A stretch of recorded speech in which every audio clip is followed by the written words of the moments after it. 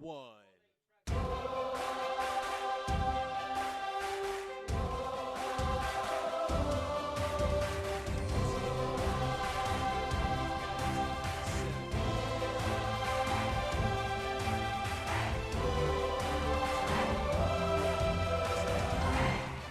Good evening, football fans, and welcome inside the Sportsplex at Matthews for this midweek madness in the United Soccer League. It's the Charlotte Independents riding an 8-match on Beach Street, looking to take down Lee Calishaw's Richmond Kickers on this spectacular Wednesday evening. Hello, everybody. Tyler Terrens joined along by none other than Albert Munoz. And Albert, we have a fantastic match on tap. These two teams met a little less than a month ago. Charlotte came away with a 2-0 win.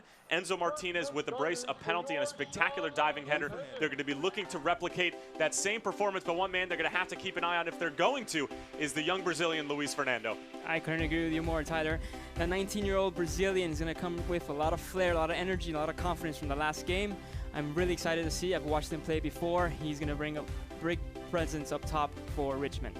Fernando with a goal and an assist in a massive 3 points for Richmond in their last game against Brandenburg's Bethlehem Steel. And on the other side, for the Charlotte Independents, a man who just seems to get better with age like a fine wine, Jorge Herrera, a half a century of goals to his name. The Colombian striker, the true veteran, he brings so many experiences. Obviously, he's going to be looking to score a couple more goals today. He's going to bring a lot of flair, a lot of experience. He has 11 goals in the season. Hopefully, he'll make his 12th goal tonight and hopefully put his team on top and moving forward in their season. And for Lee Calishaw, Richmond Kickers, a little bit of a younger lineup, some experience involved, but a team that's been struggling to find consistency. The lineup has changed week in and week out. Yeah, this traditional 4-3, maybe it's going to be obviously a very conservative-minded attack here. Janet, Fernando, they're going to be linking up. Oliver, a lot of attacking players. I mean, they need obviously a lot of experience moving forward, but hopefully they'll be creating more opportunities tonight, linking up Gonzalez and Fernando up top. Charlotte Novan Health. And for Charlotte Independent starting 11, brought to you by Novan Health. Mike Jeffries going with basically the same exact starting lineup that he's been going with for the past few weeks and for this 8-match unbeaten streak. But young Kyle Renfro from Virginia Tech and originally from Lynchburg, Virginia, getting the start between the sticks. But two guys are going to have to keep an eye on are Enzo Martinez and Jorge Herrera up top. Yeah, the traditional 4-4-2 lineup here is going to be very important for these experienced players up top to make sure that they bring up Renfro, who's the youthful goalkeeper. But it's going to be an exciting team to watch. They've been obviously scoring a lot of goals during the season, but they are very clustered in the midfield, so obviously a lot of attacking player opportunities. We'll see Herrera and Martinez link up top. It's going to be Charlotte and Richmond going head-to-head for 3 points or perhaps 1 point. Charlotte coming off a draw. Richmond coming off of 3 points. Charlotte looking to keep an 8-match unbeaten streak alive. It's all coming up next.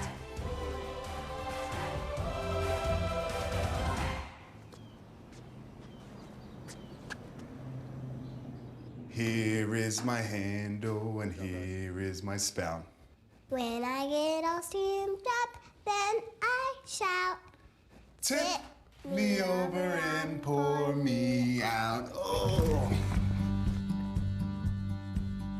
It only takes a moment to make a moment. Cheers. Take time to be a dad today. There you are, shuffling through a stack of resumes, and you come to me. This is it. First impression. My way in. But can my resume show you how I truly stand out? Like that I was studying, going to night school while working 2 jobs just to help my parents pay for groceries. Or being the first one to always step up. No, that's something you just can't put on paper. Look beyond the resume and discover new ways to develop great talent that is dedicated, hardworking, and determined like me.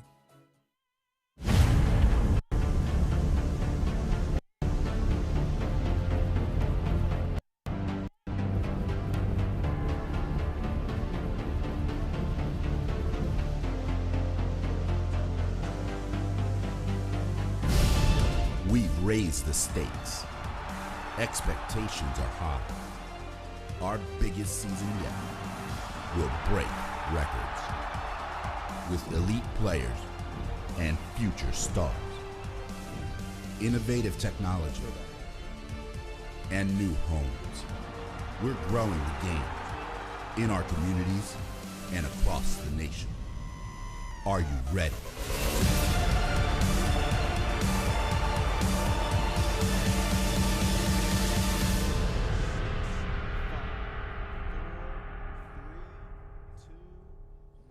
We're back, guys. Live here at the Sportsplex at Matthews for a midweek clash between the Charlotte Independents and the Richmond Kickers. Just moments away from kickoff. Thanks for joining us, folks, on this spectacular Wednesday evening here at Matthews. Tyler Terrence joined along by none other than Albert Munoz. And Albert, we should have a great game on tap. A Richmond team who found 3 points against Bethlehem over the weekend. A Charlotte team who is one of the hottest squads in the United Soccer League, not only in the Eastern Conference, riding an 8-match unbeaten streak. What can we expect to see tonight?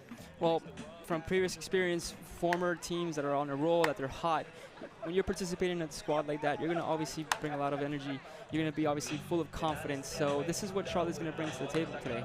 They're obviously up in the rankings. Their standings are really, really well. You have a lot of star players, a lot of excellent, skillful players. So they're going to come together and put on a show tonight. This is a Charlotte team who, like we said before, 8-match unbeaten streak, just 1 loss in their previous 12 matches. Their last loss coming at Louisville, a 1-0 decision on June 7th. So this is a side that's looking to head into the month of August without having lost a game since the beginning of June. It's a tall task, and as the games start to pile up, maybe there's a little bit of luck that has been involved. Mike Jeffries, when we were talking to him early in the week, said that this 8-match unbeaten streak has a lot to do with the players, and you have to give them credit, but there is some soccer luck that has been involved. In your experience, Albert, does that luck sort of run out at some point, and is this a type of streak that you could see maybe coming to an end against a almost desperate Richmond team? Not necessarily. I mean, absolutely. When you have these runs, obviously this deep into the season, you're right on high on confidence, like I mentioned. You're going to score goals, and obviously everyone's going to come into their fruition. They're going to be starting being very creative with their plays. When you have confidence in soccer, you can start shooting the goal, and you mostly start going, scoring goals right away. So I wouldn't see this being disrupted anytime soon. I see, based on Mike Jeffries' conversation, he's obviously instilled a lot of confidence during the week for his team. All of these players are coming off of goals. So no, I mean, I don't think it's going to be a night that they're going to obviously have an off night, but potentially, you never know, Richmond might step up and make a huge difference in the impact of the game today. Well, this Richmond team coming off a nice 3-2 victory over Bethlehem, as it was Oliver, Luis Fernando, and Asante who were the goal scorers. Asante with the game winner in the 87th minute, so certainly a dramatic win. Charlotte haven't played a game since midweek last week on a Tuesday against Harrisburg City, a 1-1 draw. Jorge Herrera getting his 51st goal in his career. Just him and Dane Kelly, the only players in United Soccer League history to have at least 50 goals. So a spectacular accomplishment for a man who it doesn't seem to be a surprise with this type of play. I mean, he's always been around the league. He loves Charlotte. He's a high school coach at one of the top soccer high schools as well as academic schools in the country, right there in the middle of your screen, as he has won 4 state championships as a coach. He's a member of this community. He does such a great job with the outreach as well as on the pitch. He's really a spectacular player. Mike Jeffries has nothing but amazing things to say about him as we are underway here from the Sportsplex at Matthews. Charlotte Independence looking to keep this 8-match unbeaten streak alive. Again, Tyler Terrence along with Albert Munoz, and right away Charlotte starting out with possession, and this is how they love to play. They love to keep the ball on the deck. They're very quick in terms of how they move the ball about the pitch. Jeffries has a very specific way that his team wants to play, and it just seems like everybody's buying in in a big way, and that's why they've been on this roll.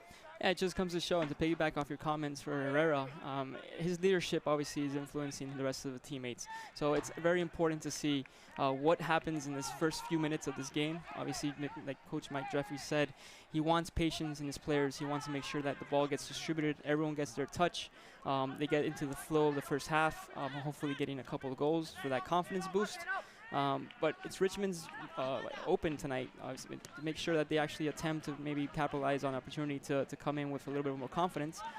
It's really on them to really make a difference on tonight's game.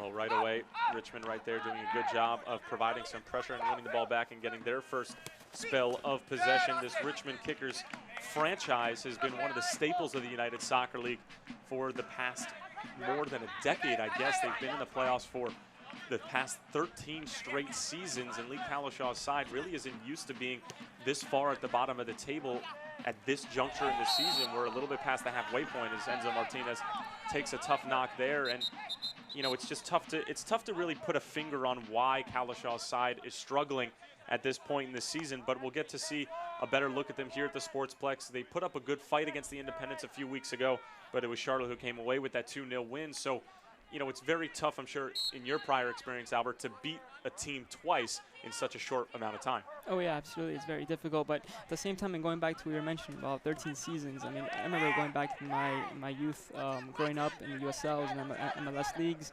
You always heard of Richmond, and Richmond has always had a very, very important squad.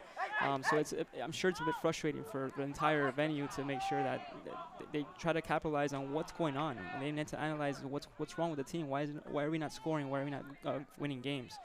So I'm sure tonight, especially playing with such an important team like Charlotte, which essentially is number 2 in the standings, they have extra motivation. So you'll see these players really come up with high energy today to try to make a difference immediately. And for those of you who are wondering where Charlotte stands as far as the playoff picture is concerned, right now they are in second place with 2 games in hand on the first place Charleston Battery. As here's Raul Gonzalez trying to get on the right side of Austin Yearwood, but Yearwood with such great athletic ability, and that's something that Mike Jeffries just harped on, is that this outside back provides a little bit of a different look than the likes of Donnie Smith or Dennis Castillo, who have been in that left back position this season, but he has been unbelievably pleased with what Austin has brought to the table and how he's elevated his game. As here's Richmond on top of the ball now. Now, Tyler, we had mentioned before game how this pitch looked. I mean, it looks a little rough. There's a lot of sandy spots. It's got to be frustrating as a player to have to play in a pitch where, I mean, it's not desirable. You want to have, obviously, a very smooth field. But these players will have to adapt, obviously, and this is Charlotte's home field. So it's a wide field. Usually players like to open up extremely wide and get those touches in. So Charlotte, right off the bat, they're going to look to obviously capitalize on the home advantage. And this usually means getting the ball up to Herrera and him having to create opportunities that he's usually capitalizing on.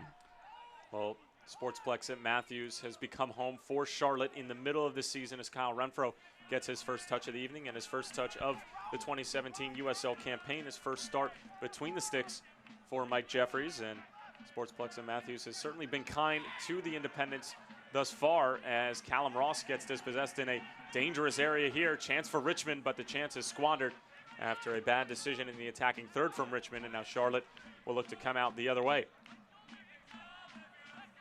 David Estrada moving forward.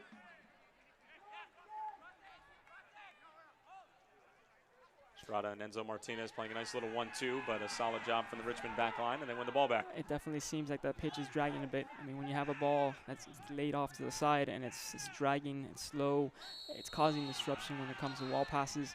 So they're going to have to immediately adapt. They're going to obviously, players on both sides, they're going to have to make sure that they put the proper weight on the ball, so obviously you won't have any turnovers. Enzo Martinez not exactly thrilled with the call. Let this shit go and card that. Head referee for tonight's match, Christina Unkel, in charge of all the important decision making in the middle of the park tonight. Pick your battle. Pick your battle. It's not the A one. little late challenge here by Martinez. I think he might have hit him with the beard as well. A little frustrating hit there.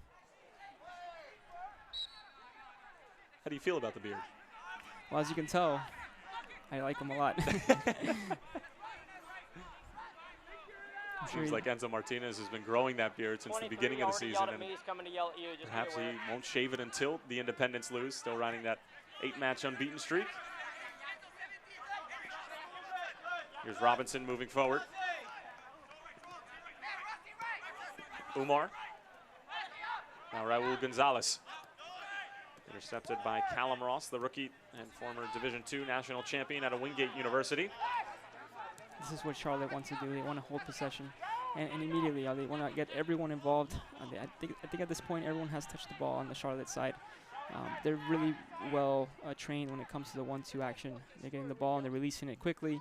They're getting the flow of the rhythm in the midfield, keeping possession early on, and then they'll lead up slowly into a scoring opportunity. This is their tactic. They hold the ball, they're patient in the midfield, they don't take too much risk in the beginning, and then they look up for a counterattack with Martinez and Herrera up top. Well, Mike Jeffries was very pleased with the way that his team moved the ball against Harrisburg City, and while it obviously didn't result in a ton of chances, he said that he was just pleased with the way that they were knocking the ball about the park. And this is a great switch over to Joel Johnson, and that's a teasing ball into the middle.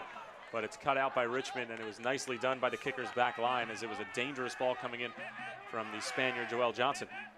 That's a coach's dream. If you could agree with me, I would say if a coach is seeing his team win, they're scoring goals, but they're also playing beautifully, that's essentially what you want as a coach.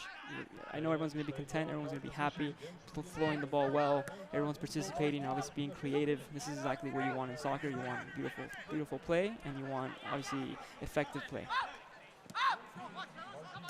Well, they certainly filled both of those bills as the Charlotte team loves to put the ball down on the deck. They keep it, and they just do such a good job of getting everybody involved. They break lines. They'll sometimes skip lines in terms of the defenders finding forwards up top and sort of just bypassing the midfield. And that's what Mike Jeffries has said has been a reason for their success as of late in this 8-match unbeaten streak, is sort of the creativity and how this team has sort of evolved over the past few weeks or so. You know, they haven't gotten content with the way that they play, and they have been getting better, and that's what you want throughout the course of a season. I mean, there's a couple of new faces on this side as there's a bad giveaway from Bilal Duckett, and now Richmond are off to the races. There's the shot, but Renfro doesn't have to do much with it as it goes wide, and it'll be a goal kick for Kyle Renfro, but a good opportunity for the Kickers. Now, I've noticed a couple turnovers here in the midfield by Charlotte. I mean, we've been talking praise about their possession, but they need to be very careful with the turnovers. We had a couple of chances now. This was actually capitalized by a shot, but the next time could be even more dangerous.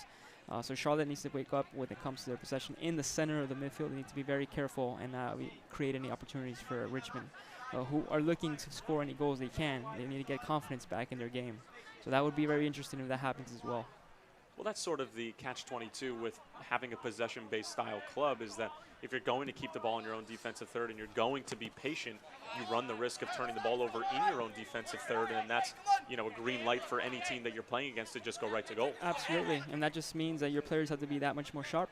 They have to make sure that there's no mistakes, because that is the name of your game, right? That is your forte, but you have to be very, very careful on their touches and passes. So everyone needs to be on their game sharp.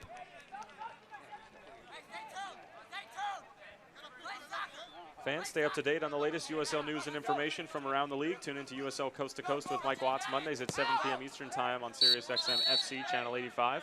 Also, don't forget, SiriusXM FC will air the USL Game of the Week. Please check uslsoccer.com for dates and times.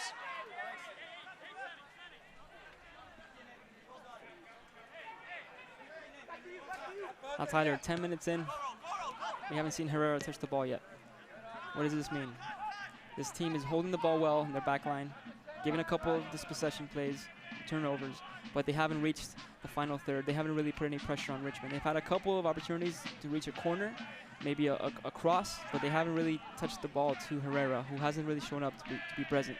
That needs to change immediately. He needs to set the tone in the first 15, 20 minutes of the game. That hasn't happened just yet.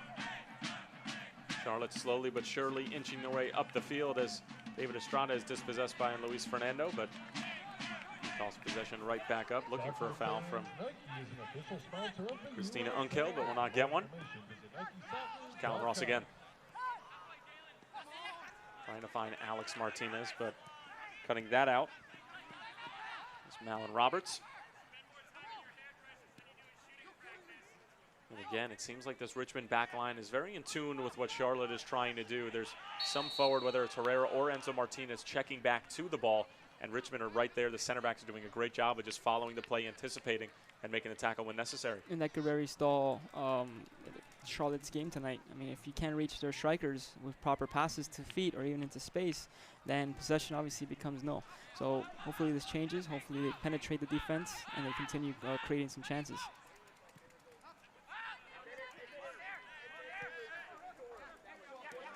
William Yambi sporting the captain band for Lee Calashaw tonight. And there's Jorge Herrera getting his first touch on the ball. It is an interception. Marques Davidson finding Enzo Martinez. He's got some room to work with. Laying it off for Herrera. Back for Martinez. Martinez was trying to get across, but he stumbled on the pitch. And now Richmond looking to come out the other way. I think they heard me on the pitch when we said Herrera needs to step up. He grabbed that ball. He created an opportunity right away with Martinez. Exceptional 1-2 touch there. But it does seem that Martinez got stuck on the ground. That pitch, obviously, the sand, I mean, it was a little complicated of a step there. Herrera on the ball again, coming a little bit deeper to receive it and to get involved in the play. Alex Martinez, younger brother of Enzo by about 10.5 months or so. Wonderful experience to be able to play with your sibling. I can only imagine. Martinez brothers grew up from not far away in Rock Hill, South Carolina, moved to the States and to the Rock Hill area when they were about 9 and 10 years old from Uruguay, and have really made the U.S. home. Enzo Martinez was named the ESPN High School Player of the Decade, winning 3 state championships as well as a Fab 50 national championship and scoring 182 goals in his high school career. And most of the time you get, it's exceptional. Most of the time you get accolades for scoring 100 goals, but for almost getting 200, I mean, that is otherworldly. That's unheard of. It's incredible. What a great run. And he's such a talented player. I mean, I enjoy watching him play. He really has that flair on the ball. He's creative. But I was going to mention before, I mean, to have brothers on the team, that's got to be a huge advantage. Growing up, I had a couple of teammates that were brothers as well, and they just had a slight advantage because they just read each other. They understood each other. They knew literally blindly what they were going to do. They have a very similar style, so it's very predictable for them. So that's a huge advantage here for Charlotte. Here's Estrada trying to find the elder of the two brothers, Enzo. This is where Charlotte want to be. They want to be able to possess in Richmond's attacking third, and this is the first time that they'll be able to make camp on the Richmond side. Austin Yearwood finding Alex Martinez.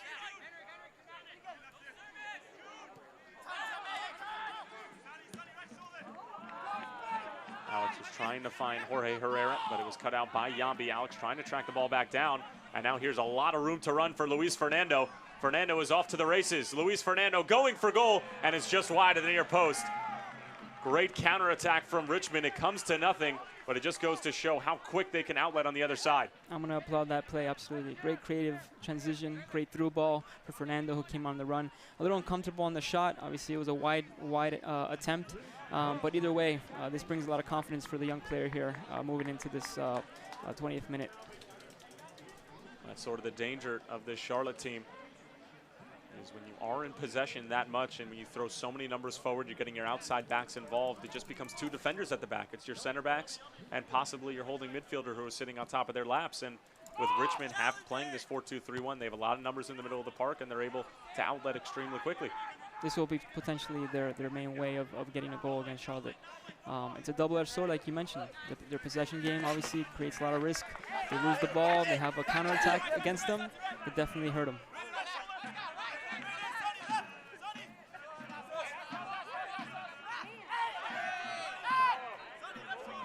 Charlotte still trying to find the rhythm in this one to keep the 8-match unbeaten streak alive.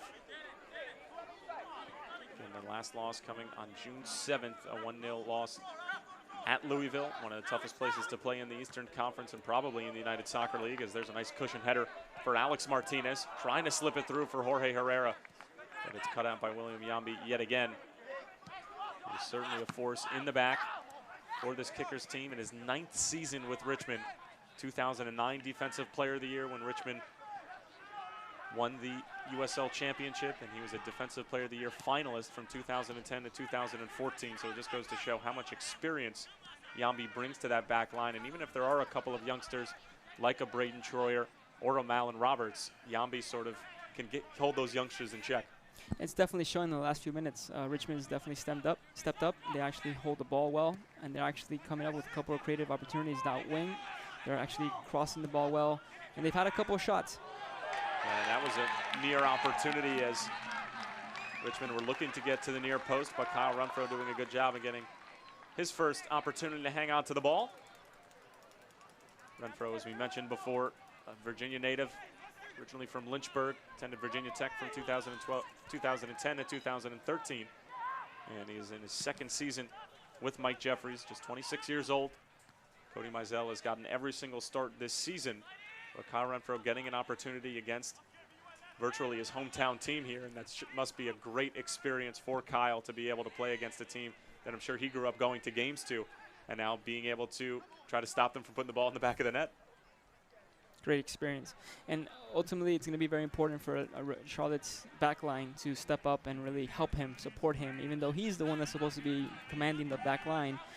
Since he's young, obviously a little bit inexperienced, the back line will have to step up and obviously combine the veteran, experienced players, really lifting him up and making sure that he's obviously sharp. Richmond were looking to find their winger out here on the near side.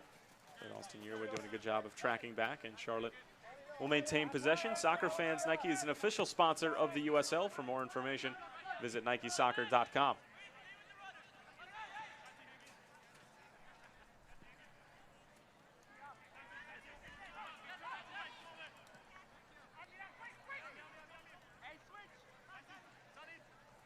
Not even 20 minutes played yet, Albert, and while although Charlotte has dominated possession, you would probably say that Richmond have had two of the best opportunities of the match, with Luis Fernando getting forward from the counterattack.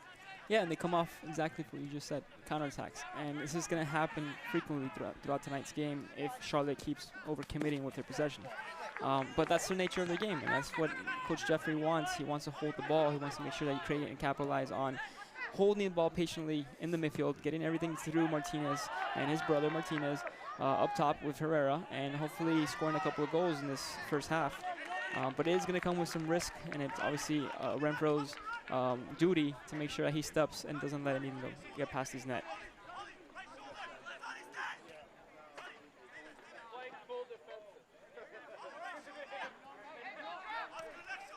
Here's Estrada, laying it off for Enzo Martinez. Martinez is going to have a rip.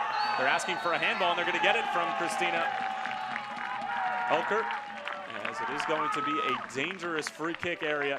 And Jorge Herrera put one of these in very similar spot against New York Red Bulls 2 a couple of weeks ago. And he's going to have an opportunity to score his 52nd goal of his career and his 12th of the season with this free kick. These are the chances that he lives for. He wants these free kicks. Obviously, he has confidence. He's going to come up and he's going to square himself off and potentially hit this in off the first post right over the wall, which is his trademark hit. But we shall see. But this is what he obviously wants multiple times a game, so you can obviously have more potential scoring opportunities. Herrera's goal against New York Red Bulls 2 from the free kick was a little bit more on the right side, as he was able to get that bend action up into the top right corner, but you should probably be able to do the same thing from both sides. It obviously makes it a little bit more difficult from the left-hand side, but we'll see what the Colombian has in store here. Well, I would say this is ideal for a right foot in-swinger here. You're obviously on the right side. Goalie's obviously at a disadvantage. If you hit this wall right on the right second person, there you go. It's Herrera going for the near post. That's the type of shot he's going to look for every time, and that's a very dangerous ball to stop. Well, there's a defender running towards the near post, almost like sometimes you'll see people do in a video game, is you'll just put them on the goal line so that they're not able to put the ball in the back of the net. And with Herrera's recent form, it makes sense to put a player on the goal line just because of how good he's been, and you know that he's going to go for that spot. Absolutely. You rarely see this, but in this case, they know very well who they're dealing with. So Herrera will put that ball in that corner. That's exactly where the ball went, so it was very well-intentioned and well-positioned for that defender for Richmond.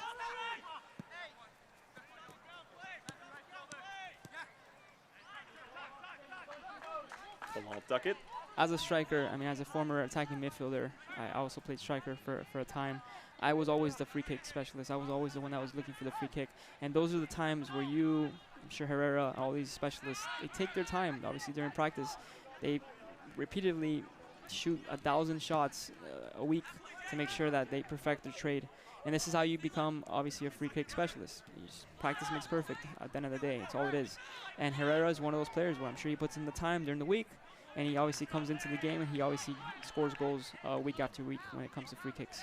Here's Martinez sizing up the entire Richmond back line. It's a good ball through for Estrada, but coming off of his line and making good on it was Matt Turner, but it was a dangerous attack from Charlotte. And now Richmond, as they have done a couple of times already this game, looking to operate quickly on the counter, but Bilal Duckett all over Richmond and allowing his team to get some defensive shape. Looking at the stats, Tyler, looking at 60-40 possession, that's pretty accurate. Charlotte obviously has brought it to them right from the beginning.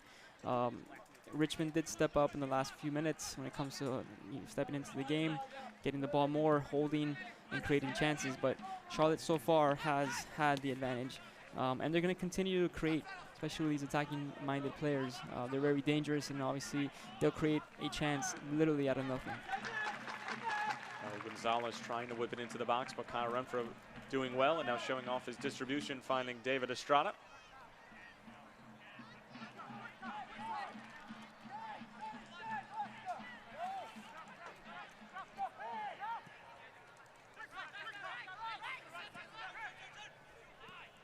fans, the USL is one of the most prominent second division professional leagues in the world, featuring some of the top talent and rising stars. Stay up to date with the latest league news and information by visiting uslsoccer.com and follow them on Twitter at USL. Beautiful opportunity here by Martinez. It's the type of play that he actually seeks for. He's always going to come up the right, great through ball, take a touch, and then wind up with his right foot. Fortunately, it was a little wide, but this is the type of shot that he's going to be seeking the entire night. Discounted tickets.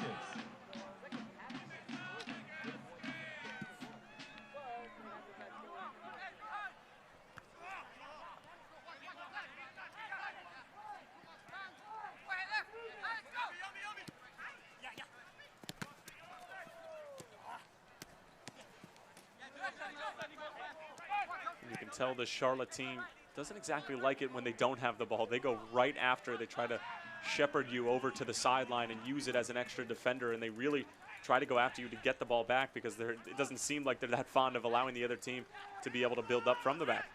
I agree. That's extremely important to have that mindset. I mean, once you don't have the ball, obviously you can't create. So aggressively, they're hounding the ball. They're obviously collectively playing defense. Their strategy is obviously well implemented. They're very, very tight. Their unit, obviously, they move in flows. So absolutely great on the defensive side here for Charlotte.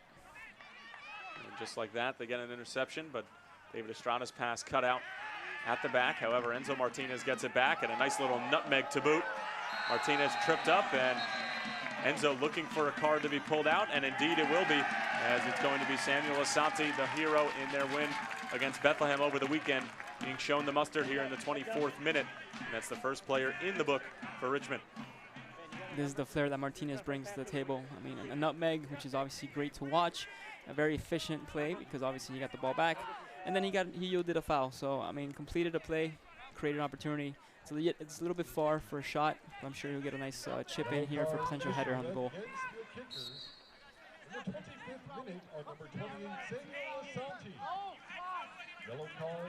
Nearly 25 minutes played. Charlotte have really yet to put their stamp on this game. They've certainly put their possession stamp on it, but it hasn't resulted in any clear chances just yet.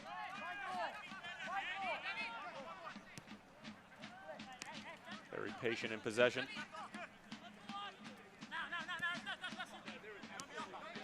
Yearwood. I think Callum Ross. Ross looking for a penetrating pass. Estrada getting held up. As it's Oliver who comes away with it. And him and Troy will play a little game of pass in the middle of the park.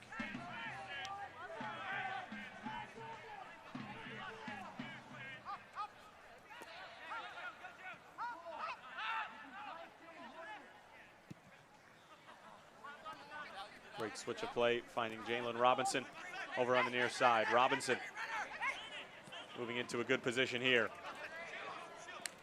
I like that Richmond is building up a lot of confidence. Every single time they complete a well executed shot or pass, a nice crossover there. This is what brings up confidence in the team. So all these players, they're realizing, you know what, we can come together, we can create chances. We're doing well, we're holding the ball. Let's continue this momentum.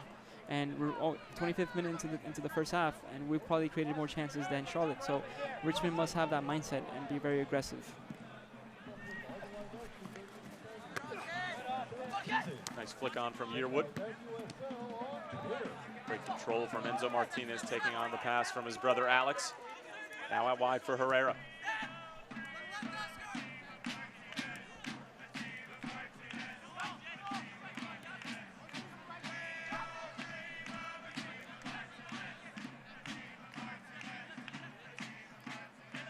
Marques Davidson.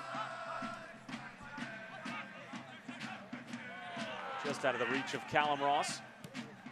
And you can see what Richmond are trying to do after they win the ball back. They're looking to head right towards Kyle Renfro's end every time, and Charlotte is starting to get a little bit better feel. Well, this is clear to see. Charlotte, it's touching the ball really well. At the same time, if they have a turnover, Richmond's coming in and they're taking over and they're trying to do the same thing. They're actually holding the ball well, and they're making obviously their passes. They're pressing well when they're playing defensively. So it's a wide open match. Both teams obviously have the ability to create. So it's going to be very entertaining for the remaining of the first half here. Alex Martinez with a neat little move to get around 2 kickers. Now it's out wide for Yearwood. Yearwood with a great ball in, but it's headed away by Roberts, still in the area. Marques Davidson sends it towards Matt Turner, and he's able to collect it. That's a great ball in from Austin Yearwood. And while Mike Jeffries certainly said that he brings a physical presence to the game, he's more than capable of delivering quality service. That describes the complete winger, the complete midfielder who could actually be very physical and obviously intimidating, but at the same time have the finesse to put in proper crosses and passes. And how about this pass finding David Estrada? Great switch of play. Now finding Enzo Martinez in space. Johnson was running with him, and it got a little bit of log jam there in the box, and it will be a goal kick for Matt Turner.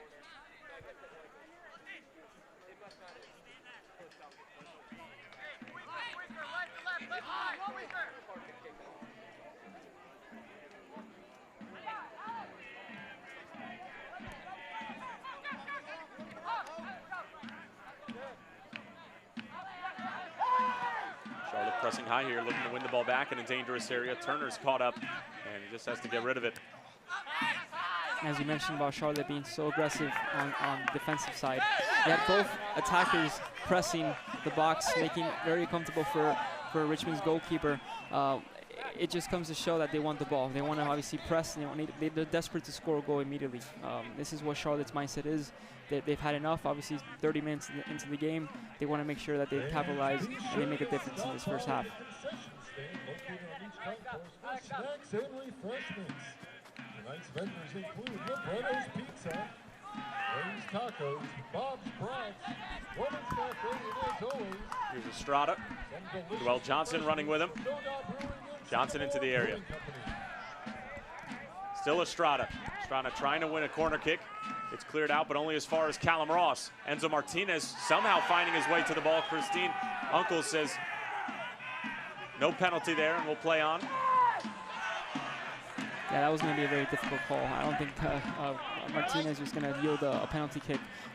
He tried to create a penalty, but unfortunately for Richmond, that was not called in their favor.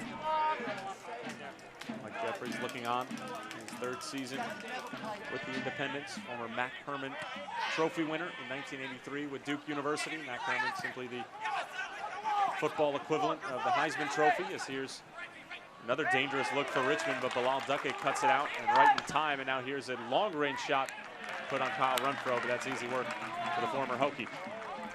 It almost seems that Richmond's strikers are having problems taking good shots, proper shots, because of the field. I mean, I'm not sure if it's because it's sandy and obviously getting your foot stuck in the sand, but nevertheless, these shots are coming a little weak on Richmond's side. Hopefully they can connect a little better next time.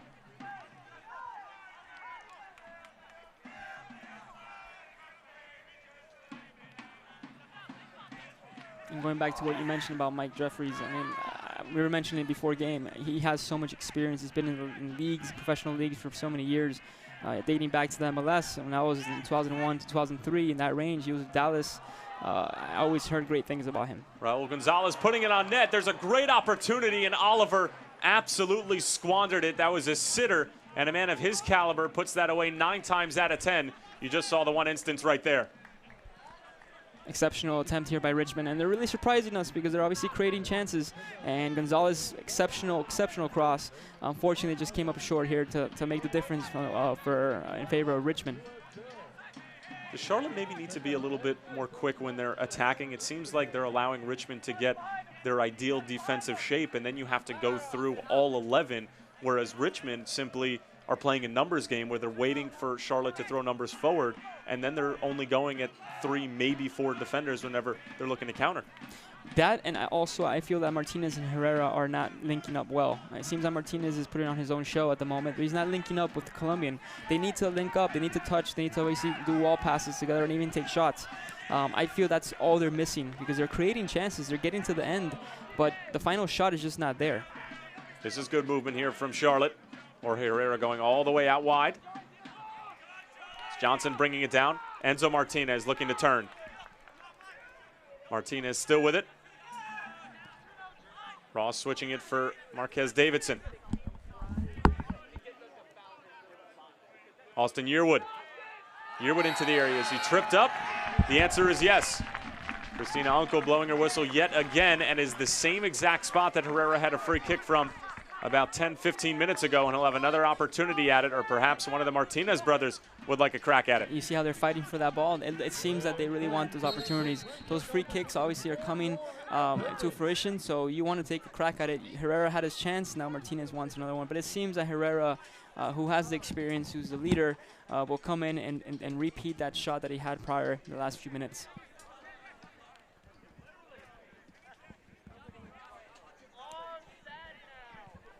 I'm interested in seeing if he's going to pick the same corner. Obviously, Turner's going to obviously read that free kick. He knows very well. And it's also a little bit, the distance is a little bit more. It's obviously greater. So Herrera really needs to either rocket this ball into that first post over the wall, or he's going to seek to look for the second post upper 90. It is Herrera again going for the far post. It was a great try, but Matt Turner able to read it the entire way, and that's the trouble if you're going to go for that far post. That's where Turner is waiting. It has to have a ton of pace on it. That Herrera shot certainly got there, but it maybe didn't have enough zip on it.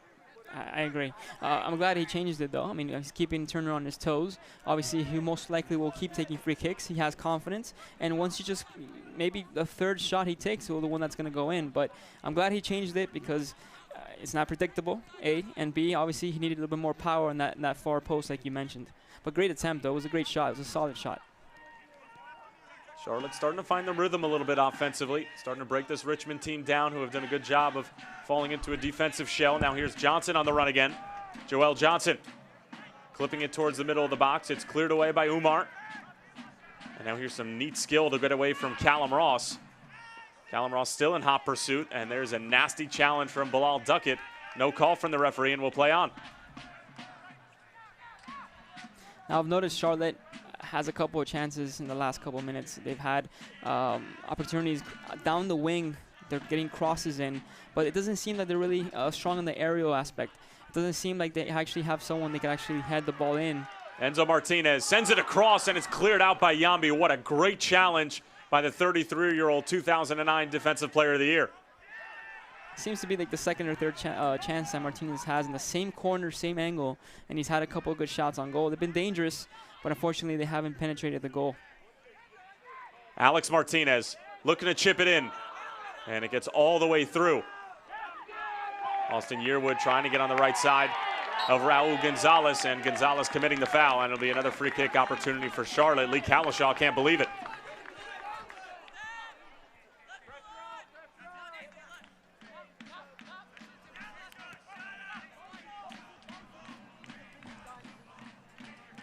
Jackson Militia is starting to get involved here at the Sportsplex in Matthews. Alex Martinez looking for his brother. Dispossessed, however, by Sonny Jané. Jané on the move. Such a skillful presence here in the midfield. Jané knows how to hold the ball well, but unfortunately it was turned over here. Alex Martinez gets a tackle in from Umar. No call from the referee. They're letting them play in the middle of the park, but Richmond squander possession and give it right back to Yearwood. Very volatile game so far. There's a lot of turnovers, a lot of sloppy passes. Both teams need to sharpen up a bit with possession. They're a little overexcited here with these passes. They're creating chances, and as you see here, another exceptional attempt here. It's Martinez. Alex going for goal, cleared away by Yambi, and he is by far the man of the match so far for Richmond. He has cut out a couple of brilliant opportunities for Charlotte. I agree. The defensive line has really stepped up because Charlotte's putting the pressure. They really want to go before the half. They're obviously opening up really wide, and they're getting the crosses in. They just need to connect better. They can connect well. They need to make sure that they get that proper sharpness in the passes.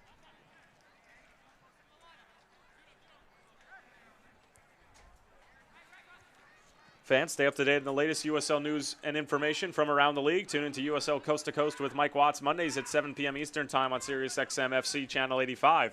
Also, don't forget, SiriusXM FC will air the USL Game of the Week. Please check USLsoccer.com for dates and times. Jalen Robinson. It's a bad giveaway in the middle of the park. Callum Ross on top of it. Now for Estrada. Enzo Martinez on the move once again. Fernando fouling him from behind. And that's about the third or fourth time that Enzo Martinez has been taken down from behind.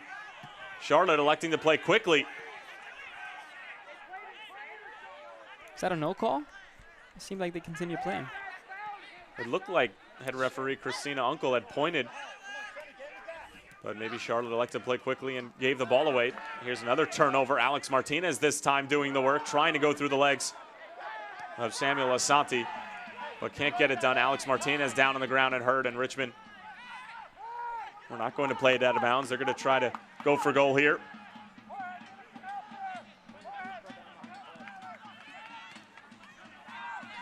Herrera needed to check back here to replace Martinez. He got whacked when he tried to nutmeg Richmond's defender. I'm not sure if he's still on the ground. He might have got a knee to the thigh. Yeah, now is when they're realizing. And now Richmond playing it out of bounds is Alex Martinez. Still down. Yeah, it was clear he was attempting a nutmeg, and he just running through the player. I think he collided knee to thigh on that attempt. Now receiving some medical attention from the athletic training staff, and we'll take another look. And it's a light hit there. I think he was yielding. Is that you putting it nicely? Yeah, I think he was just yielding a foul, another free kick.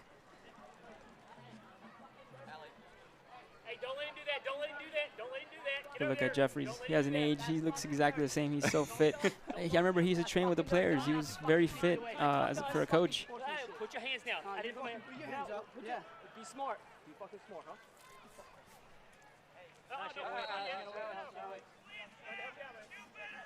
Mike Jeffries played in the Indoor Soccer League as well as the NASL. As we mentioned before, 1983 Mac Herman Award winner. Lost in the national championship to Indiana University in 1982. Get this, 8 overtimes. That's the way that the national championship was decided. There were no penalty kicks. You just played as many overtimes until there was a goal scored, and Mike Jeffries was on the worst end of an 8 overtime loss. Oh, wow. One thing's guaranteed. I'm sure he played throughout that whole time. He was so fit. Last man standing, I'm sure. We'll have to make sure that Mike Jeffries goes back and tunes into this game, because you are really repping him at the moment. I definitely have my praises for him. He drafted my buddy Eddie Johnson in MLS for Dallas Burn back in 2001. Fond memories of Mike Jeffries. Also worked with Bob Bradley in the Chicago Fire in both of their early coaching days, and they would always get into arguments about what type of players they would want to make up their team, whether it was technical players who were, you know, a little on the smaller side, not exactly physically dominant, who were able to connect passes and control the ball in tight areas. You just described me. Or let's not go too far. And then there were other players who were a bit more physically dominating, maybe like a Callum Ross or a Bilal Duckett.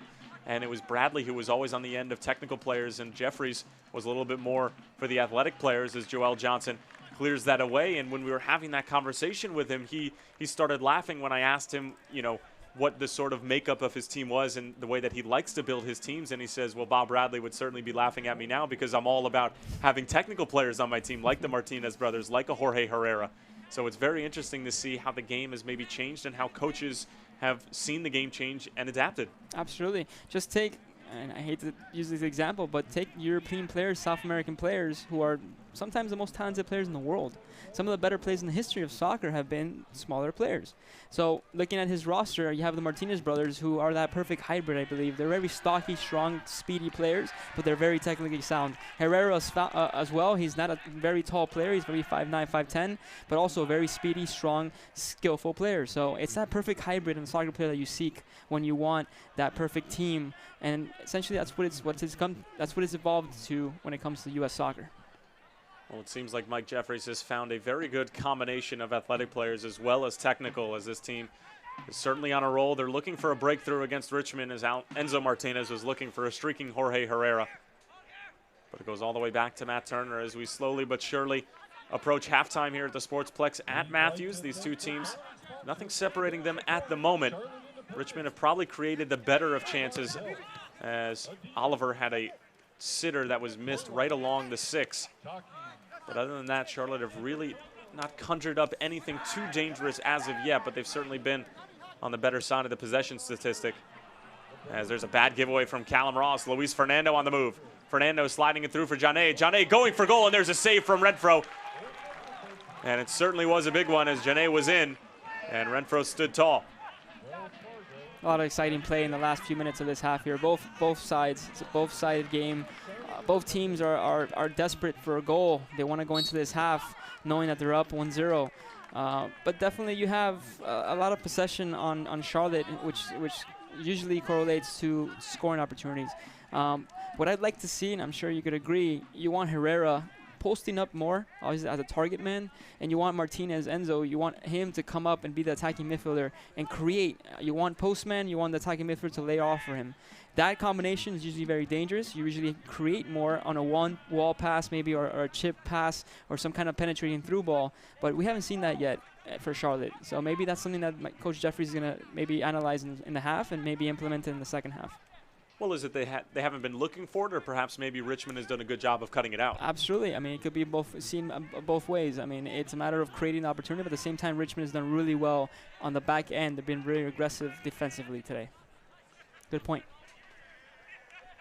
I make a few of them, maybe once every blue moon. Now here's Estrada in some space, the former UCLA Bruin, looking to link up with Herrera. Was Estrada taken down? The answer is yes, and it'll be another dangerous free kick, as now William Yambi being shown the yellow card here right outside of the area. And it's third time a charm for Jorge Herrera is the question now. We'll see, but this is exactly the play that you want. You want him, his back to the goal. He's a postman, target man. Give him the ball, give opportunities for a wall pass. He just wall passed the ball in a chip form, and he got fouled. So this is exactly what Charlotte needs. They need to create these dangerous situations close to the goal, and they yielded a very good free kick. They're making you look very good right now, aren't they? Every time you've brought up what they need to do, they go ahead and do it and creates a dangerous opportunity. I have a little experience. Just a little bit. This is a dangerous kick. This is even closer, but we talked about this.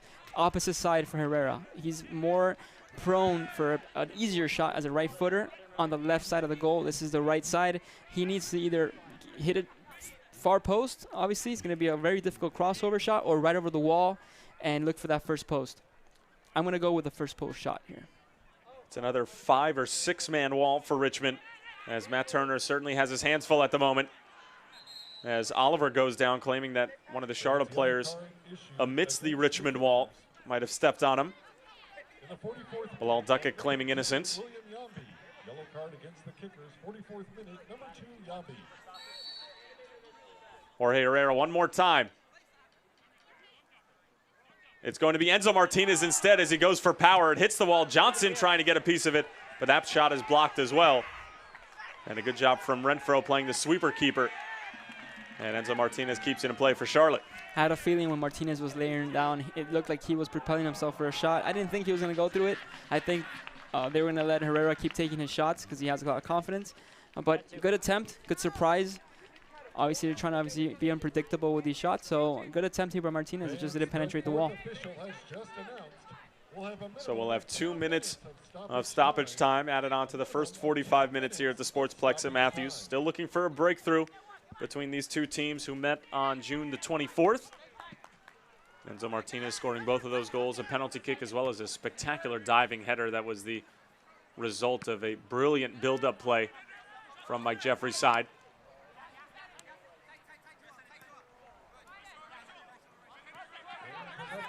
Richmond have certainly held their own on the road against one of the best teams in the Eastern Conference and the United Soccer League. Alex Martinez doing well to hold it up. And I'm sure Lee Kalishaw will be very pleased with the way his team has played and executed a game plan, because it looks like they came in with a very specific tactical approach in mind, and their team has really executed to the best of their ability. As here's a great ball through for Joel Johnson, who was trying to play it for Jorge Herrera one time, and Yambi clears it away.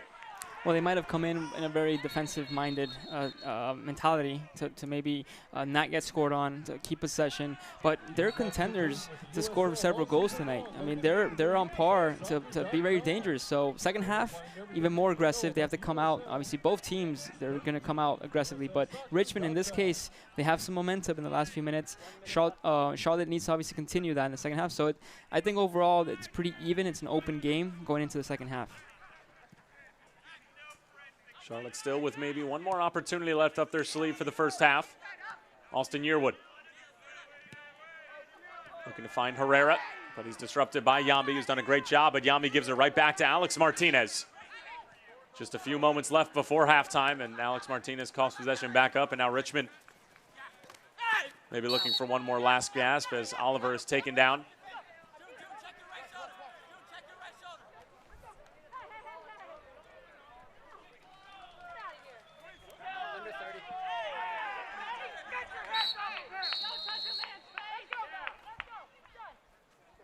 And that's going to do it for the first half. Christina Uncle blowing the halftime whistle as things were starting to get a little bit chippy here at the Sportsplex at Matthews. 0-0 at the half. Albert Munoz, your thoughts? Well, great quick summary. A lot of attacking-minded play, a lot of creativity, exceptional soccer to watch. Both teams are eager to score a goal. I'm really looking to see what the second half brings. Nothing has broken the seal just yet here in Charlotte. The Independents looking to keep that unbeaten streak alive. Richmond looking to take them down. We'll be back in just a few.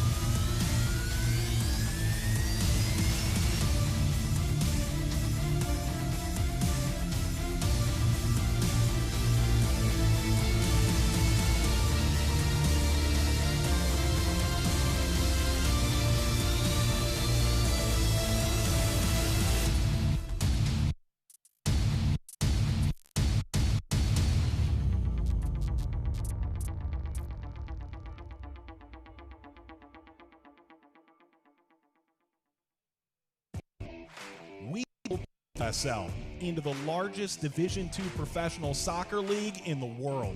And now the time has come to announce USL Division III, America's professional third division league, completing the U.S. pro soccer landscape. It's time for your town, your team, your game. D3 will fuel local pride and local passion, creating a new legacy for the beautiful game and inspiring its tribal following across the country. This is professional soccer, built on a disciplined financial model and operational excellence, featuring exciting venues to thrill fans in hungry new markets yearning for the game. USL Division III, professional, passionate, proven. Pro soccer starts here, coming in 2019. For more information, visit usld3.com. 0-0 between Charlotte and Richmond here at the Sportsplex and Matthews. The Independents and the Kickers both looking for a breakthrough in the second half as they were unable to find one in the first 45 minutes. Tyler Terrence and Albert Munoz. And Albert, a little bit of a dull first half, but Richmond did a good job of staying in that defensive shell. They fent them off as far as the possession was concerned. As you see, 58-47. What was sort of your takeaway from the first half? Well, dull because there's no goals, but there's 15 and 14 shots here, right? So there's been a lot of attacking-minded play. There's been creativity. Possession has been there. It's been fought for. It's been obviously a big turnover game. But overall, I think Charlotte has a great opportunity here in the second half to really capitalize on the last chances they've had. And Richmond has, I guess, confidence. They've been building it in the first half to really try to make a difference in the second half. So entertaining, in my opinion, yet frustrating because there hasn't been any goals. And we did have 3 yellow cards in the first half, one being issued to Charlotte's Enzo Martinez, and the other 2 on Richmond's side, Braden Troyer going into the book, as well as Samuel Asante. The Troyer yellow card was issued to the left back, not the center back, William Yambi, as we originally had described. Still 0-0 here at halftime here at the Sportsplex at Matthews between Charlotte and Richmond, a rematch from the 24th. They'll be looking for a breakthrough in the second half. We'll be back in just a few moments. I'm a retired school psychologist, and helping people was my thing. I was very independent and thought I could take care of myself. I fell and I had to have Meals on Wheels. After my stroke, When Meals on Wheels started, I was on the other end of the stick, so to speak. Meals on Wheels, coming to my door as someone who's housebound, having someone check on me, assures me that I'm not forgotten. Meals on Wheels has given me a mode of freedom that I wouldn't have otherwise. We're the clients. We are the clients. We are the clients of Meals on Wheels. America, let's do lunch. 1 in 6 seniors faces the threat of hunger, and millions more live in isolation. Drop off a hot meal and say a quick hello.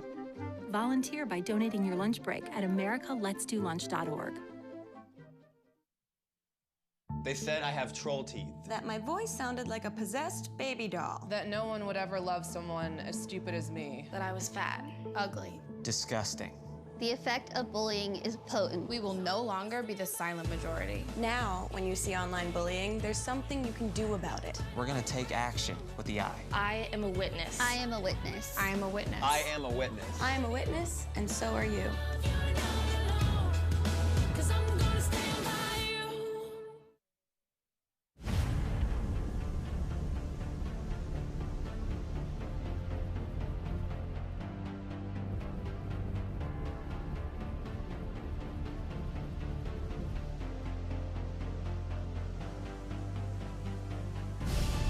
We've raised the stakes.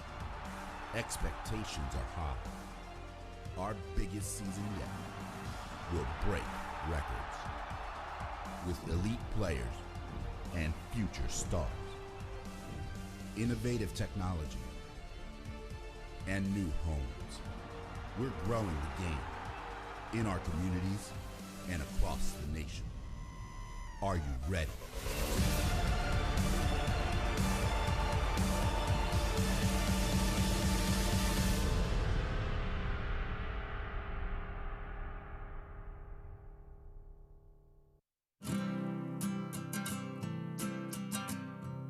Every day across America, excess food is gathered by a network of good people at local food banks, giving hope to millions of children who struggle with hunger. They've earned their wings, and you can too. Together, we can solve child hunger. Support Feeding America and your local food bank at feedingamerica.org. Look at you. You're at the top of your game. At work or at play, you're unstoppable. Nothing can throw you off track. Oh, hey, she's cute. Nice going, man. Things are going great for you. You've earned a night out. Good drinks, good friends. Yeah, we can go ahead and call this a good night. Wait, is that your car? Not smart. Yeah, I saw that coming. Say goodbye to her. Ouch, that'll hurt your bank account. You're looking at around 10 grand in fines, legal fees, and increased insurance rates. I hope you like eating frozen dinners. Alone. Let's try this again. Smart move. Because buzz driving is drunk driving.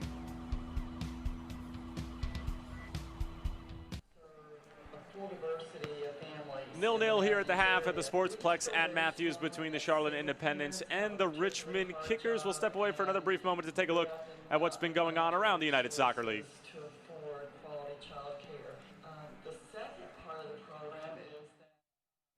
Here's your check.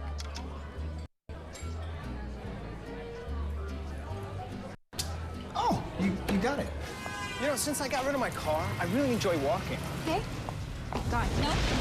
Getting pulled over for buzz driving could cost you around $10,000 in fines, legal fees, and increased insurance rates. Oh, you're home early. You live with your mom? That'll set your game back a few years. Buzzed, busted, and broke. Because buzz driving is drunk driving.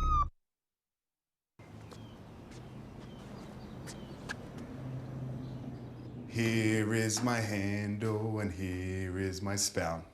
When I get all steamed up, then I shout. Tip me over and pour me out. Oh. It only takes a moment to make a moment. Cheers. Take time to be a dad today.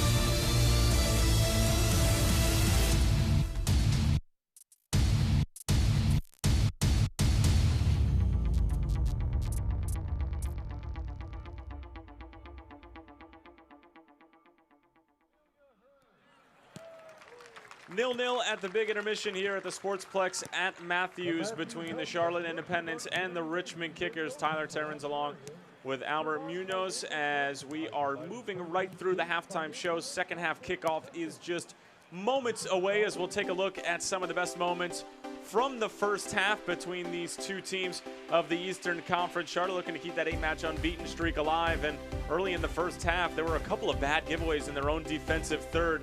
You see here an early opportunity for Richmond. That shot goes wide. They would have a couple of good chances that would end up not finding the frame.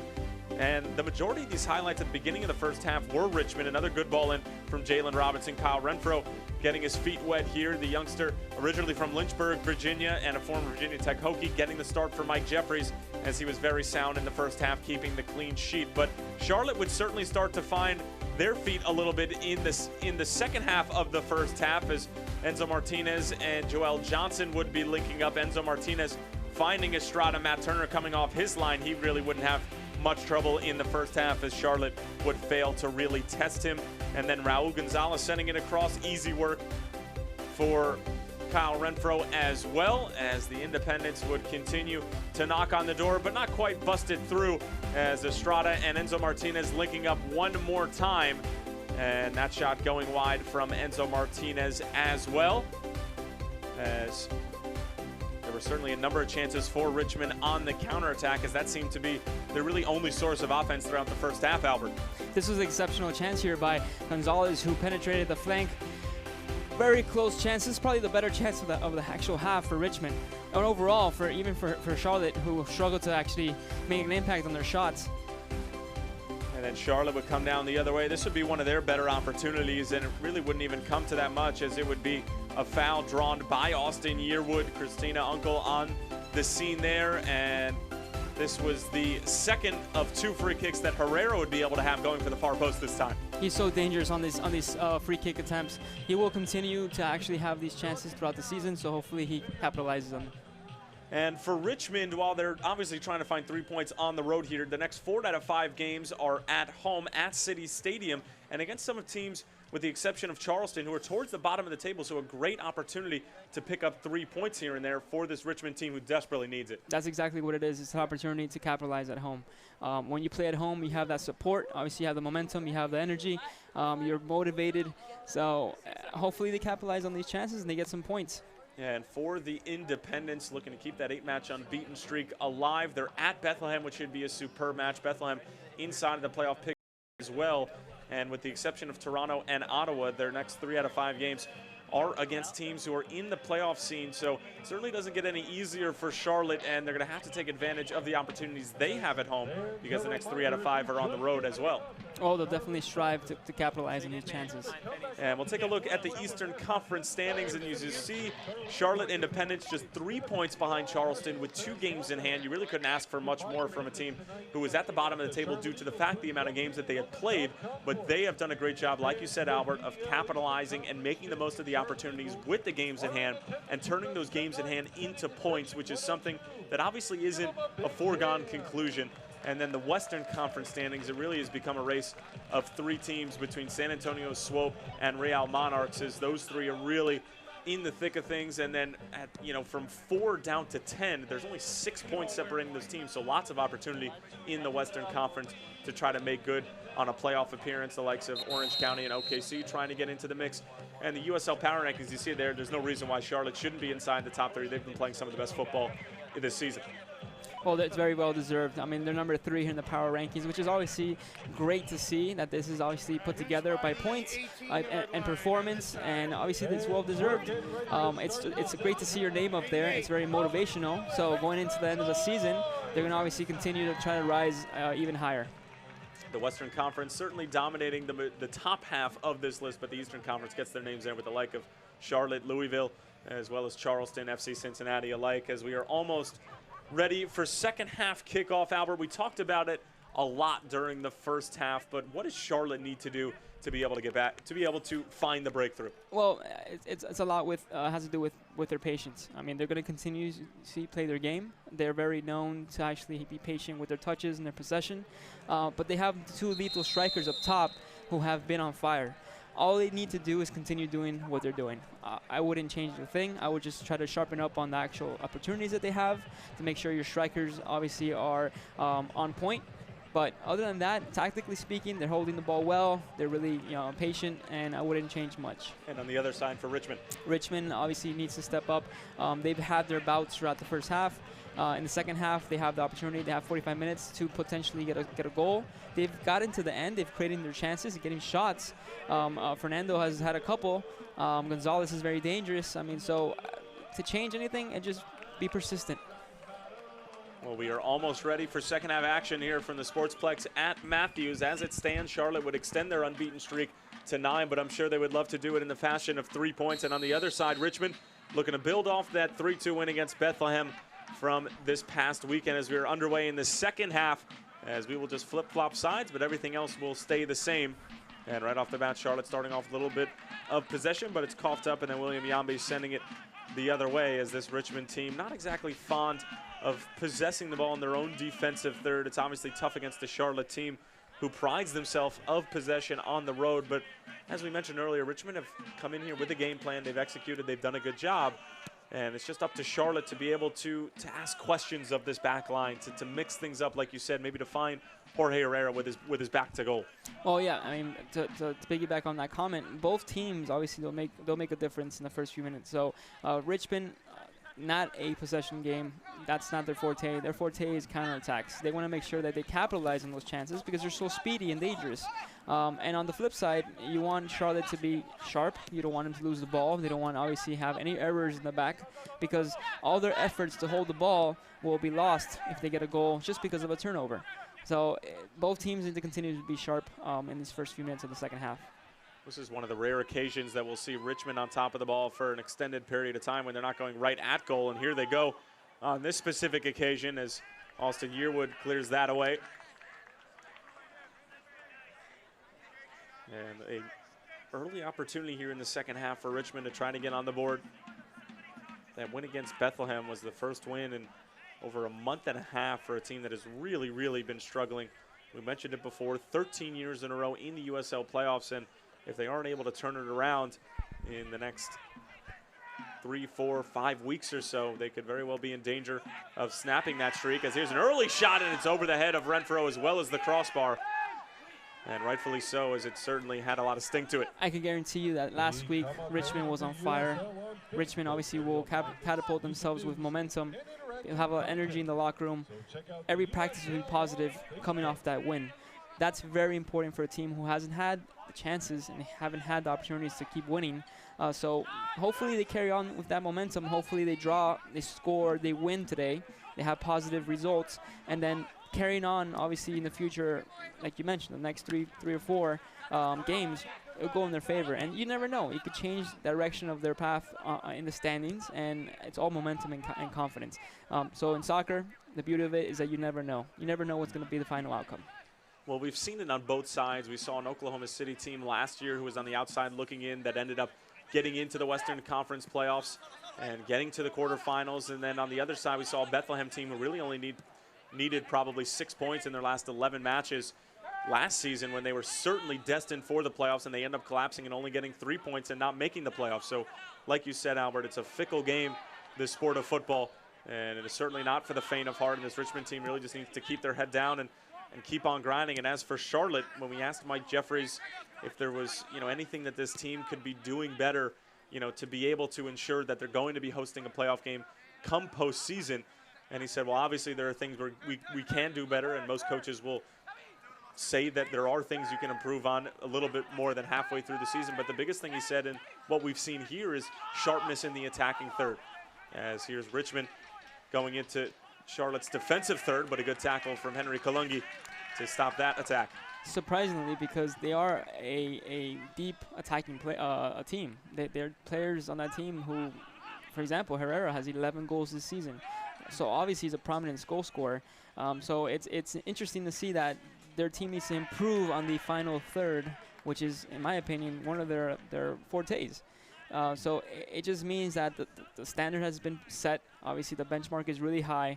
The expectations are there. And Coach Jeffries is a perfectionist, and he wants to win, and he wants goals. So I applaud that. I think that's going to bring that mentality, and it's going to allow them to get really far this season. Now, I had been meaning to ask you that comment you made before, football or soccer? You know my stance on this. I wanted to jump in, but I didn't want to interrupt you. We'll leave that to off-air conversation. Absolutely.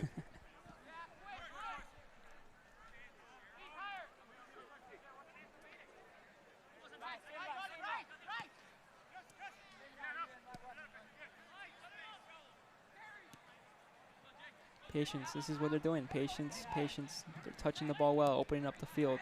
It almost seems that they want to hold the ball and exhaust the defense and make them spread themselves out, open up the field, obviously, and then capitalize on a potential corner, a cross, or a through ball on Charlotte's side.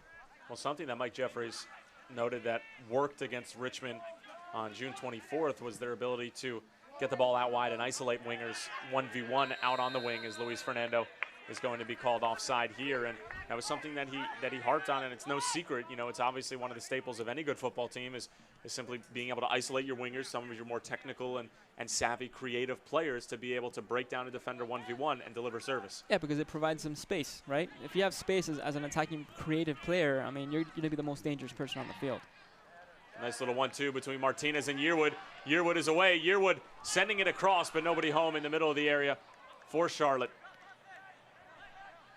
And it's cleared away by Richmond, only as far as June Marques Davidson. Enzo Martinez going for goal. It takes a deflection, and Turner had to get down quickly. He did well. And it's a good move from Charlotte, as the Jacks faithful here at Sportsplex at Matthews starting to sense that maybe a breakthrough is coming. Double deflection there. So Martinez, great attempt with the left foot, but also great chance on the defensive side here by Richmond, making sure they stop these shots. It's very important that they obviously keep them at bay. Charlotte obviously is very dangerous. So Martinez, every opportunity he has, he's potentially gonna score a goal. So it's you have to make sure that Richmond takes care of Martinez up top.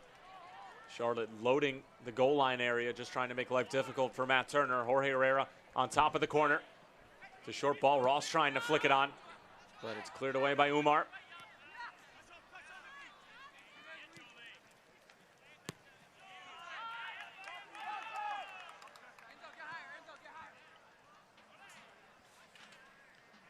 Fans, the USL is one of the most prominent second division professional leagues in the world, featuring some of the game's top talent and rising stars. Stay up to date with all the latest league news and information by visiting USLsoccer.com and follow them on Twitter at USL.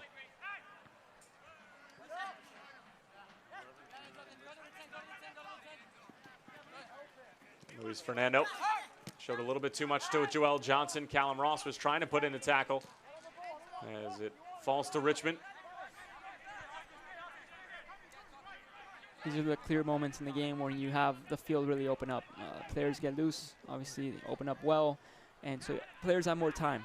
At this point, there's the pressure, obviously, of the first 15 minutes, and the last 10 minutes are not there yet. You're at the point where you're just flowing with creativity, and you're obviously confident in your possession. So it's going to be beautiful soccer to watch in the next few minutes. So a couple of very early substitutions in the second half for Lee Kalishaw. as it's going to be Anthony Grant coming on and Oliver coming off. And it is a little strange that they're coming on 7 minutes into the half. You might as well put them on at halftime. I was about to mention that. I mean, typically coaches wait to the 65th to 70th minute to make their tactical changes. And it's going to be Sonny Jane coming off as well, and it'll be Yudai Imura coming on. So Lee Kalishaw taking off 2 of his better offensive players and putting on a couple of speedy and technical players in Grant and Imura. So the first chess pieces have been moved by Kalishaw. Now it'll be up to Mike Jeffries to counter, but you can't imagine that he's going to make a substitution anytime soon. I wouldn't think so. You know, from experience, I would say that this tactical change has been made because Richmond really feels confident that they could actually make a difference and potentially scoring some goals. So they want their youth, they want attackers, and they want skillful players in the mix at the moment.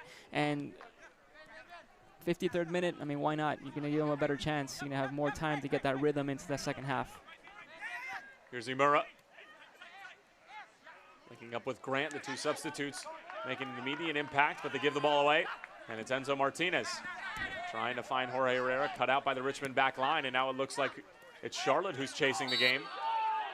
As Enzo Martinez called for the foul there, not exactly thrilled with the call. He does need to be careful. He's on a yellow card. Getting one right at the end of the first half. June Marques Davidson cutting out that pass, and now Jorge Herrera on the move the other way. Estrada with a big touch into space. Fernando giving chase. These are the moments that Martinez and also any player in attacking third for Charlotte needs to be very careful with their yellow cards. There's really no need. It's necessary early on in the game. There's really no need to get a yellow card at this point.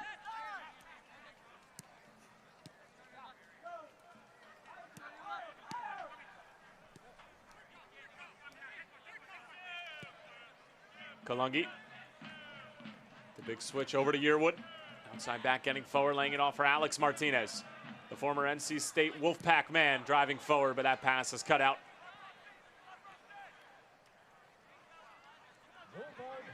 Grant dealing with a couple of Independence players who are giving some trouble.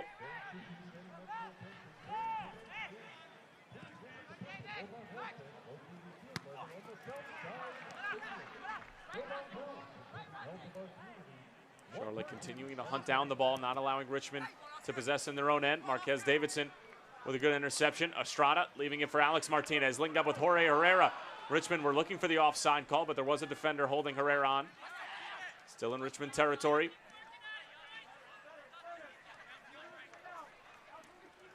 There really is such a good balance of young players and experienced on this team. You have in the middle of the field, you have a 22-year-old rookie, Callum Ross, from Newcastle in his first season, Division II national champion with Wingate, and then playing right next to him in that holding midfield position is June Marques Davidson, a 34-year-old from Japan who's played with the likes of the Railhawks, spent some time in the MLS as well as Thailand in his second season. So it's just a great balance of youth and experience, and that's sort of why they've been having so much success. I agree. It's ideal, especially in the midfield, because one is going to lead the younger player. Obviously, the veteran player has the experience, but the youthful player might have that creativity and energy.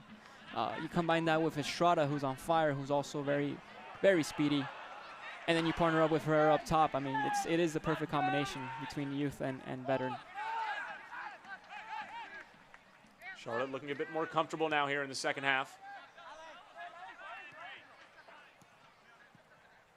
Estrada going out wide for Yearwood again, who certainly has been busy on the offensive side of things. Hasn't had to do much defending with Charlotte being on top of the ball for the majority of this 56 minutes so far. Kalungi always great distributing out of the back. I feel like the pace of the game has picked up in this first minutes of the second half. Both teams are contending to really capitalize on the goal. They really want one. But Charlotte is really holding the ball well. They're really passing, but they're being aggressive about it. They're really being attack-minded when these touches. Nice little 1-2 between Enzo Martinez and Estrada. Now for Alex Martinez, back for his brother. Enzo going for goal, and it's just wide. Oh, there was some brotherly love on that one, but Enzo couldn't make good on it. That would have been a great story to tell there. Brotherly assist. But again, the play started back with Martinez, who's done really well to pull back and really retrieve the ball as an attacking midfielder. He's holding, he's creating, he's being patient, he's doing wall passes left and right. 1-2 here, and then unfortunately, the shot was just a little wide. But great attempt overall by Charlotte. Ball just skipped up on Enzo a little bit right at the last. Former UNC Tar Heel, which I'm sure drives Mike Jeffries crazy on a daily basis.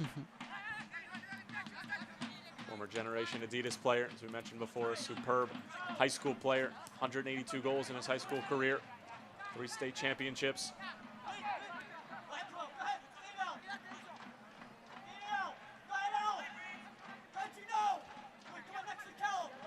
You can just hear the Charlotte bench encouraging the Independents to go after the ball and win it back in Richmond's defensive third, because the possession has been great, but at the same time, it hasn't yielded as many opportunities. Maybe winning the ball back in dangerous areas and going right to goal might be a little bit more successful. Well, the crowd banter is obviously going to be very helpful, especially being home. That support is exceptional. It really drives you and brings that energy up. And in reference to your comment about Charlotte touching the ball and being in possession and not capitalizing or not creating the final touch, I agree. I mean, it's frustrating to watch because they play so well and they have so much potential and quality, but it's just not there. It has not happened tonight. But again, it's early on. There's 30 minutes left. There's plenty of time and action for these players to come through. And all you need for players like Herrera and Martinez is one extra opportunity to potentially capitalize. And that's why the Charlotte team has been great, because these teams, have tried to figure out Mike Jeffries' side just in terms of getting into a defensive shell. But once Charlotte is able to get that first breakthrough, it forces the other team to have to go chase the game a little bit, and that's where Charlotte can really hurt you, getting that second, third, and sometimes even fourth goal. And St. Louis can attest getting the 5th goal. Right. And Richmond's role defensively has been exceptional tonight, so it's going to be difficult for them to break through. And they've been penetrating, and they're very persistent, Charlotte, here on the attack. But I agree. Once you get one goal, obviously, usually you get that momentum, and you're going to get that flow, and Richmond's going to need to be very aggressive to try to get a goal in there. Crowd here looking for a foul, but they're not going to get it from Christina Uncle, who's called a solid game up until this point. As it was Estrada looking for the call, Enzo Martinez tracking back, and I'm sure that's going to drive Lee Kalishaw crazy. Richmond in clear possession, but just making unforced errors. Alex Martinez tripped up from behind, and Callum Ross wisely plays it quickly and out wide for Austin Yearwood.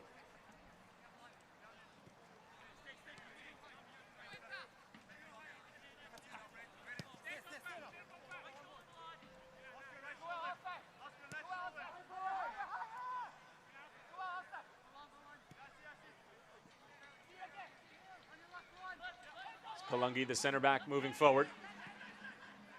With a great curled ball for Jorge Herrera, just out of his reach, but even the center back for Mike Jeffries' side has a little bit of creativity and savviness to him. It rubs off.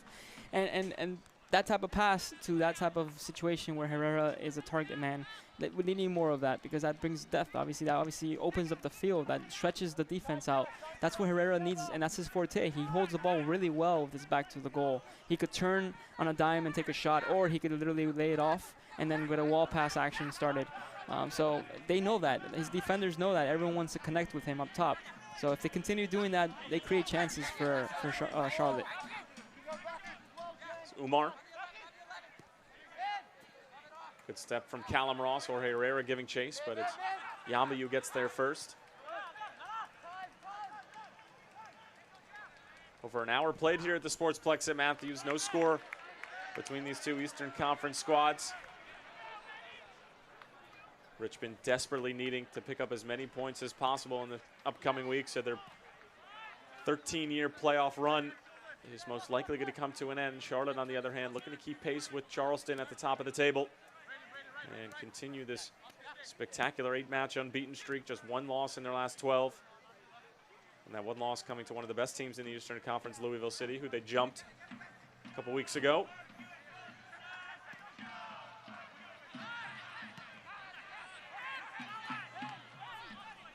Imura. Great tackle from Alex Martinez. Nice little dummy from Enzo. For Enzo one more time. The former UNC man driving, trying to send it into the box, but a good denial there by Braden Troyer. However, it will be a corner for the home side. The crowd really appreciates Martinez's efforts. He really created a nice run down the flank. He's so dangerous, and I've mentioned it before. He just needs one chance, and if he gets a shot on goal in that corner especially, it seems like to be his favorite angle, it could be very dangerous for Richmond here. It'll be the Colombian on top of the corner. 36 years young, half a century of goals to his name. Beloved by everybody in the Charlotte area, as well as a high school coach. Herrera with a good ball in, but Yambi gets there first. Still Herrera, looking to send it in with his weaker left foot. Doesn't get enough pace behind it.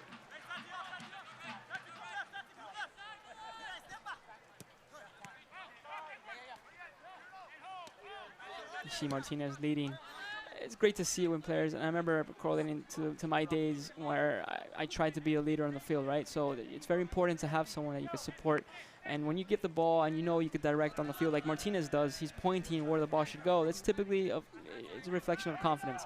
It's leadership, obviously. It's courage. He knows where the ball should go because of his experience. And this is exceptional for Charlotte. It really shows the type of class player that he is. Good matchup here between Enzo Martinez and Luis Fernando.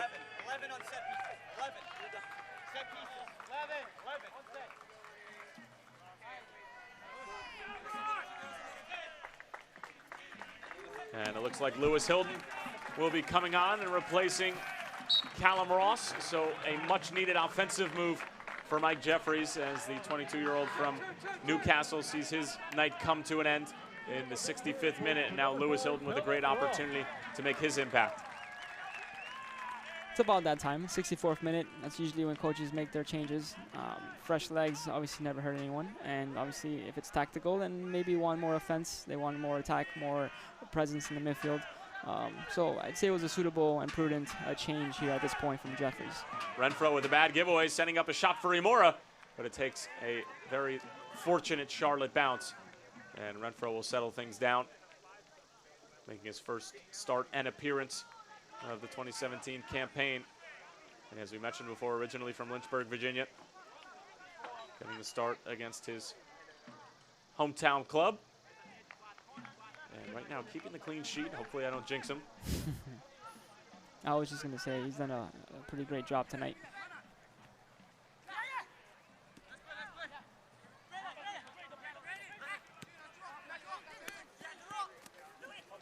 Fernando holding off Joel Johnson, certainly a tall task.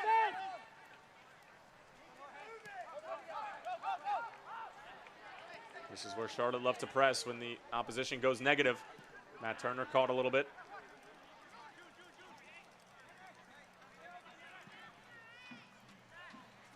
Soccer fans, Nike is an official sponsor of the USL. For more information, visit NikeSoccer.com.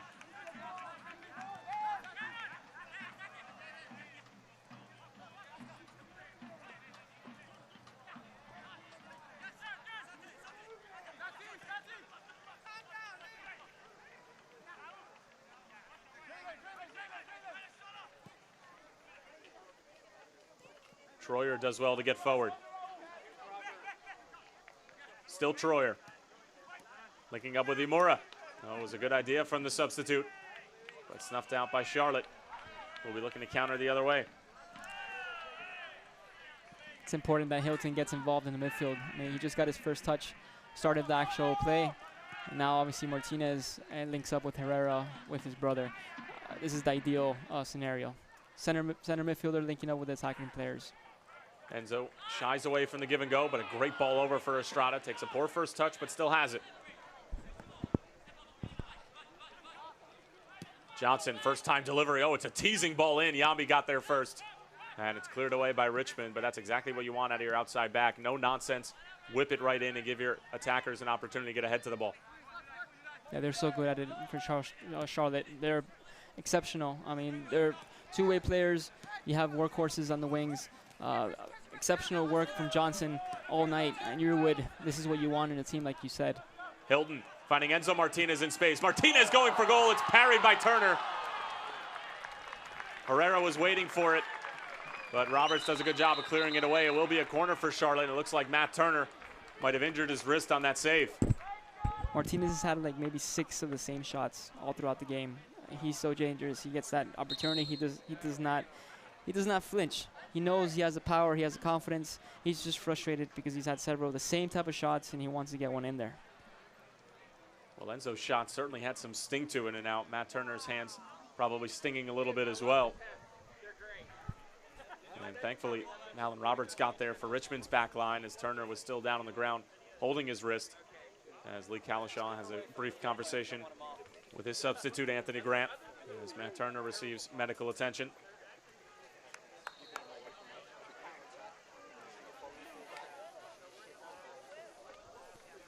Looking at possession, I mean, you're looking at very similar stats to the first half. I mean, not much has changed. Charlotte's still on top. They're still holding the ball well. They're still creating a lot of chaos here for Richmond's back line, as we see here Turner recuperating. But I would say if they continue this pressure, I mean, they're most likely going to yield themselves an opportunity to score. It's inevitable. Teams that keep shooting, just like this shot here from Martinez, something's going to go in, or at least something's going to create an opportunity for a set piece. So that's typically what they're looking for. So it's almost inevitable for Richmond at this point. Matt Turner evidently shaking it off, and hopefully we'll be able to continue for Richmond as he's played a solid match thus far, keeping the clean sheet for Lee Kalishaw's side. But they'll have to deal with another set piece and another corner from the Colombian Jorge Herrera.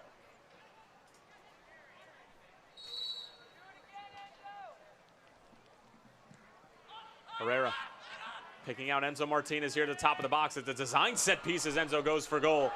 And it hits a fan and possibly spills a beverage up top here at the Sportsplex at Matthews, as I'm sure Enzo will owe that fan one at the end of the match, hopefully at the end of a W for the Charlotte team. But a nice little design set piece nonetheless. Those are costly beverages. You don't want those to get knocked down. If you've been to a ball game, you're looking at $7, $8 for a soda. But absolutely great idea by the Colombian, linking up with the Uruguayan. That's the type of set piece that's creative. I mean, it's really not common, and it's well executed. Unfortunately, that shot was just a little wide.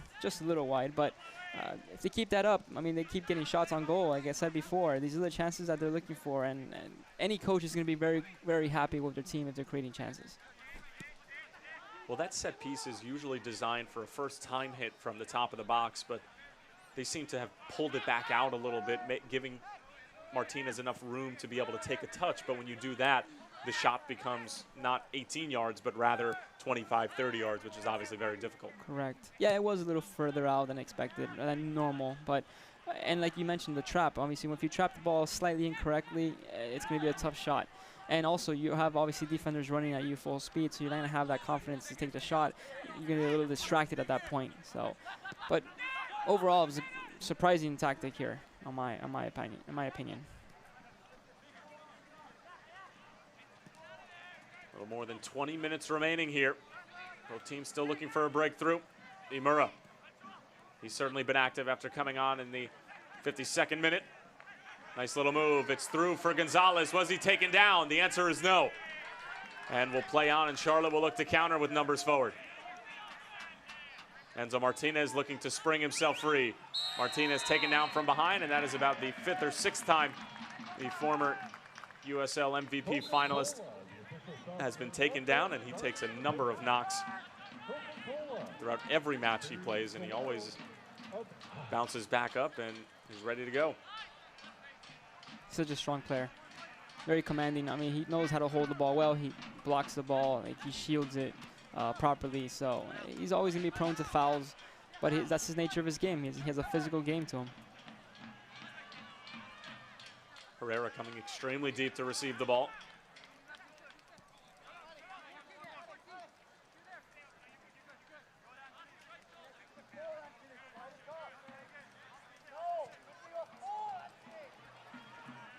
Yearwood able to keep it in play. Yearwood sending it across, looking for Estrada, but Yambi clears it away. And it'll be another corner for Charlotte as that number continues to rise.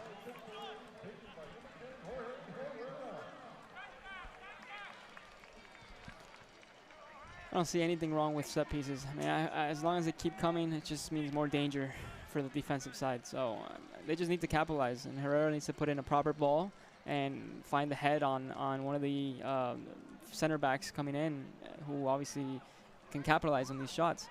It's a good ball in from Herrera. Kalungi sends it back across. Duckett was looking for it. Duckett laying it off for Herrera. Herrera going for goal, saved by Turner.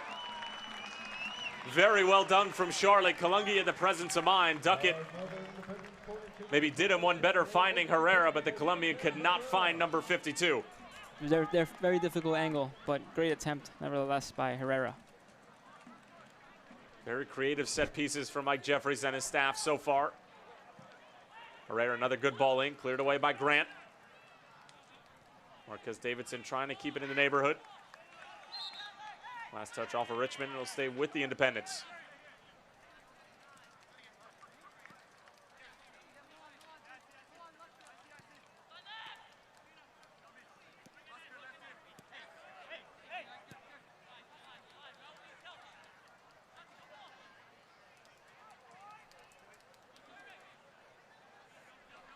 Yearwood thought about the cross, but thinks better of it. Really into the last knockings of this one. Charlotte being very patient with every possession, knowing that there are a finite amount of them left. Great movement from the Independents. Hilton. Just like a practice, just making sure they keep possession. Johnson going for the big switch, but it's cut out. Now Richmond are off to the races. Along for Luis Fernando, still has Duckett to deal with.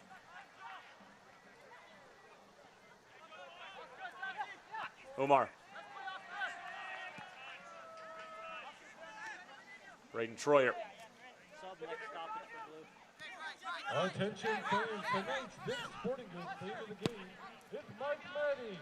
Congratulations, Mike. You can pick up your $10 Dick's Sporting Goods gift certificate at the guest relations stand. For more info on how you can be the Dick's Sporting Goods fan of the game, visit the guest relations table located near the south gate. Being that we're tied 74th minute, I'm curious to see what other changes are going to be made in the next minutes in this game by both teams. They each have 1 and 2 subs each, potentially attack-minded changes. In this case, obviously, Charlotte's going to be looking to make a change. Interesting to see, and obviously interesting what these players will make an impact when they come in. So it's going to be David Spies who comes on to replace David Estrada. Well done tonight by Estrada. Had a lot of action and energy out in the wing. Created some chances for Charlotte. And you're not the only one who thinks so, as the Jacks faithful at Sportsplex and Matthews show him a nice round of applause. So Hilton and Spies, the 2 substitute Mike Jeffries have used thus far, has 1 more left in the remaining 15 minutes or so. Johnson moving forward. Spies trying to get on the action, but it's Anthony Grant who comes away with it, looking to send it forward, but nobody on the other end for Richmond, and that's really been their story. When they want to operate quickly in the second half, they just haven't been able to find that outlet pass, and it's allowed for a boatload of possession for Charlotte. Yeah, it's frustrating for Richmond because it's true. I mean, they have the ability to create, but they just haven't had that connection between their attacking players. And they have quality players. I've really enjoyed watching Luis Fernando tonight. I mean, he has been a very stellar presence up top. He's strong on the ball. He's very skillful. But I feel like he's just missing that link. He needs obviously Gonzalez to link up with him well. Obviously, Imura who came in, and Grant. Interesting players, but it doesn't seem like they've meshed well in the last minutes, and maybe that's what's missing for Richmond. Troyer's header, cut out by Hilton, but a good job from Umar to stay with the play. Charlotte claiming that the ball went out of bounds, but the assistant referee thinks otherwise.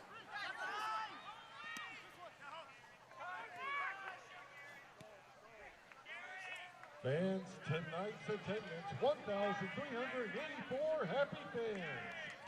Thank you for your support. Fans, stay up to date on the latest USL news and information from around the league. Tune into USL Coast to Coast with Mike Watts Mondays at 7 p.m. Eastern Time on SiriusXM FC Channel 85. Also, don't forget, SiriusXM FC will air the USL Game of the Week. Please check USLsoccer.com for dates and times.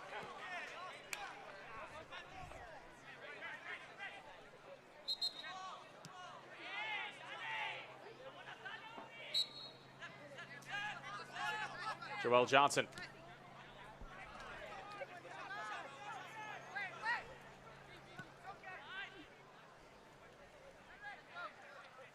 Center backs really creeping into dangerous territory here for Charlotte, as there's a bad giveaway. Luis Fernando trying to get on the better side of Jorge Herrera, but the veteran read the youngster's move the whole way. That's where experience can come into play and outweigh youthfulness. Enzo Martinez trying to skip away from Braden Troyer. Martinez a little bit frustrated with that most recent attack. This one being sent forward. Fernandez with good pace, but Renfro off of his line and does well. Again, it's just such a two-way game. I mean, it's even open in reference to attempts, opportunities. Both teams really frustrate themselves because they either connect well on a couple of touches and then they create an opportunity, or they just lose possession right away. So it's a little unstable. It's frustrating when it comes to keeping consistent, it seems.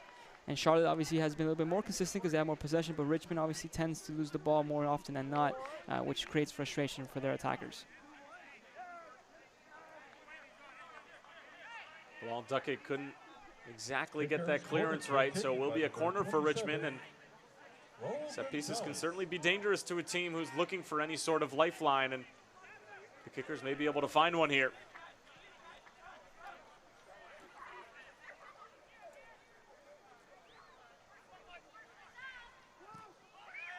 It's a low ball in, as Grant was trying to help it along, but it's Enzo Martinez who comes away with it, and he is absolutely muscled off the ball by Umar. And now it's along for Grant. Grant going for goal, but that's a great tackle from the former Irishman out of Notre Dame, Bilal Duckett. Such a classy defensive man here, Duckett. I was gonna praise him on his chest trap a couple plays back, but now when I see him tackle, I mean, he's really a complete defender. Take another look here. Grant, for all intents and purposes, should have gotten a shot away, but Bilal Duckett, the captain, leading from the front and leading by example. Another corner here. Imor on top of it. It's a good ball in. There's the header. And the referee is going to call a foul and a push-off. And it is against Grant. And that's what that player on the near post is for. Even though the play didn't count, having that player on the near post to be able to clear away any header that's coming back from the same direction is vital. And it's a good job from Charlotte, sticking to the simple things. And this is what makes the sport of football so important and impactful around the world. You see plays like this. You see Charlotte completely confident in their game, keeping possession. But then you have plays like this where Richmond comes in and surprises you with a header, a great set piece, and it's almost a goal. I mean, that's a very dangerous attempt. And how fair would that be in this game where Richmond hasn't had even the slightest possession game that Charlotte has, and potentially gets a goal on them? And it happens all the time in soccer, as you know, Tyler. And the last chess piece move by Mike Jeffries is going to be Casey Townsend replacing Jorge Herrera. So the Colombians' day is done with a little bit more than 9 minutes remaining in this match between the Independents and the Kickers. And now Casey Townsend coming on. He will be the point man up top as Jorge Herrera gets a round of applause from the fans here at the Sportsplex at Matthews. Had a bit of a silent game, Herrera, but he put a lot of effort in creating runs up top, which sometimes they go unnoticed. As a target man, it's almost obviously ungrateful because sometimes you just don't get the ball. You have to just create space for yourself. So that's usually hasn't been really appreciated sometimes. But in this case, we all understand as we watch Herrera play with his experience and leadership that he did an exceptional job tonight at potentially creating chances. Lewis Hilton looking for an avenue as Richmond really going into a shell here, and you can just tell that they are playing for 1 point on the road against the second place team in the Eastern Conference. Along for Alex Martinez rather. Alex Martinez towards the byline, trying to get the cross into the mixer, but it's blocked away by Jalen Robinson, and it'll be another corner for the home team. Entertaining soccer from the Martinez brothers. I think we all agree, and it's as a fan, and you watch them both playing together, it's definitely a sight to see. And with Herrera out, Lewis Hilton now becomes the corner kick taker for Mike Jeffries' side. As Matt Turner will look to keep the clean sheet going for the Kickers, and another opportunity for Charlotte out of the set piece. Hilton with a good ball in, cleared away by Yambi. He's been everywhere tonight defensively. Townsend back for Alex Martinez, drawing some attention. Lewis Hilton, it's a good ball in, cleared away by Roberts.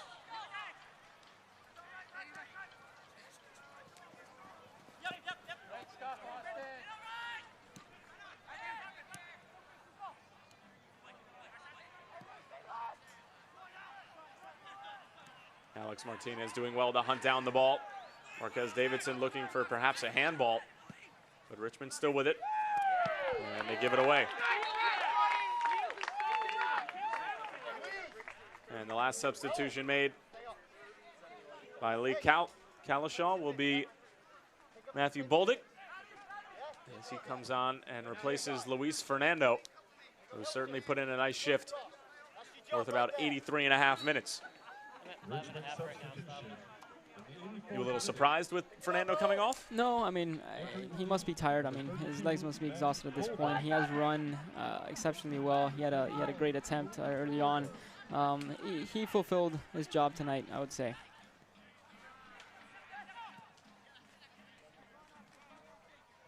Imura with a neat touch to bring it down.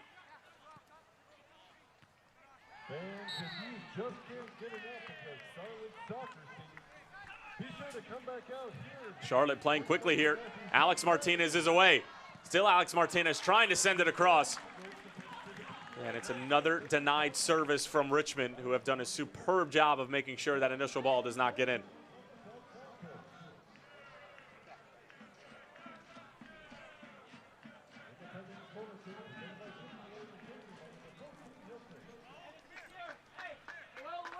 As you know, the saying, persistence pays off. It seems that Charlotte lives by that motto, and they've continuously attempted the same type of attack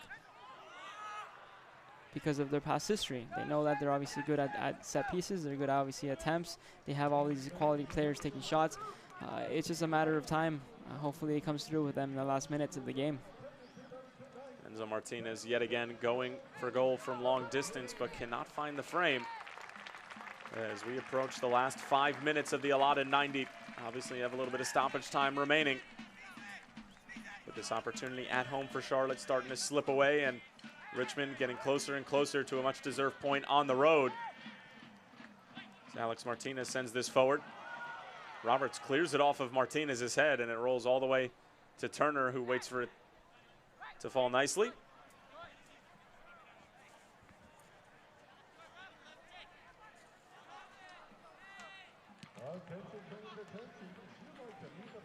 Take a picture or get an autograph. We ask that you please make your way to Autograph Alley.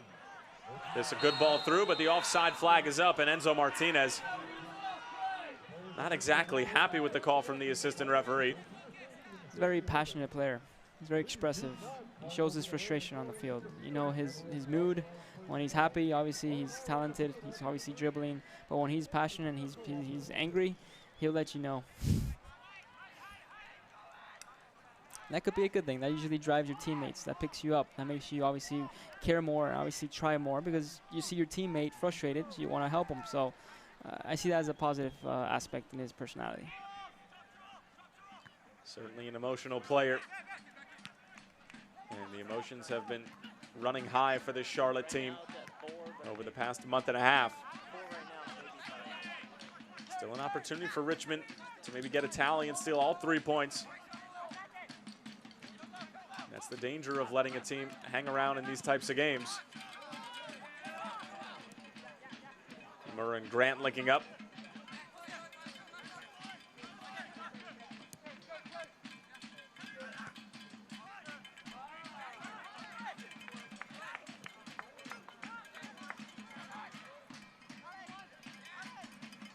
Alex Martinez.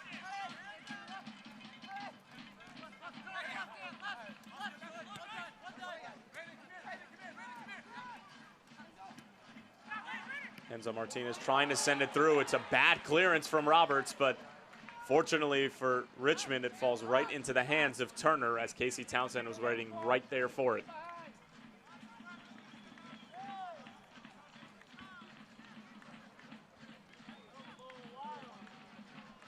Two and a half minutes remaining here at the Sportsplex at Matthews. Will either team be able to find a breakthrough, or will both leave with a point in hand?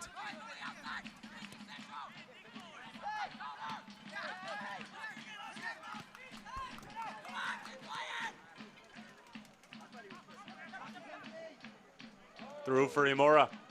Imura looking for service, but it's denied by Bilal Duckett. Takes a deflection off of Imura and stays in play.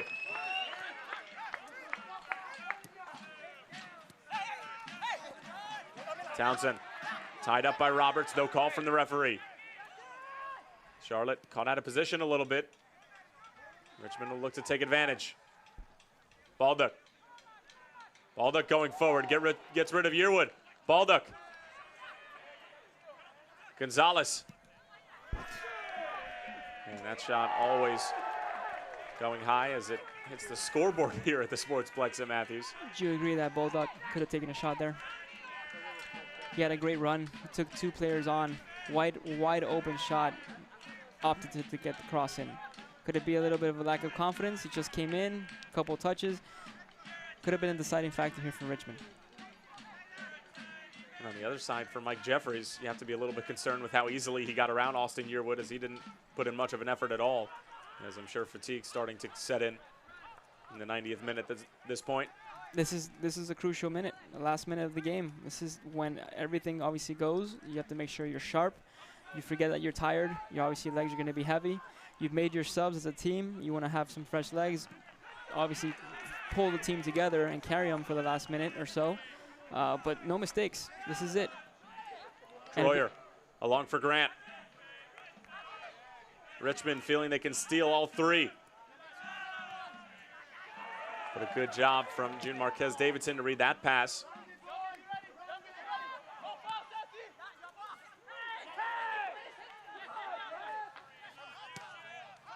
And Richmond will go all the way back, just making sure that Charlotte doesn't have the ball so that they can go and maybe try and get the game-winning goal.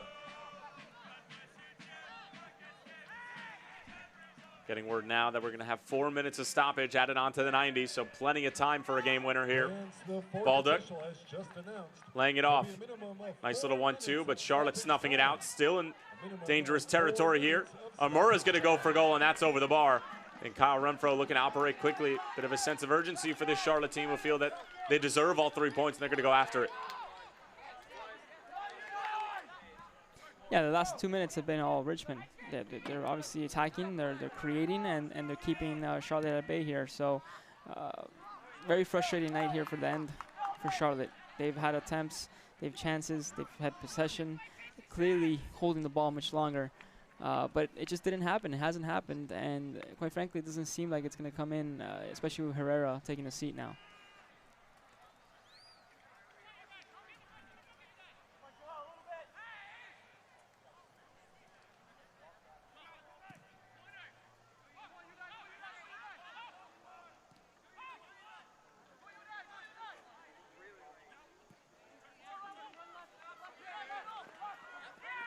Good job from Renfro to lead Bilal Duckett into space, avoiding the oncoming Richmond defenders.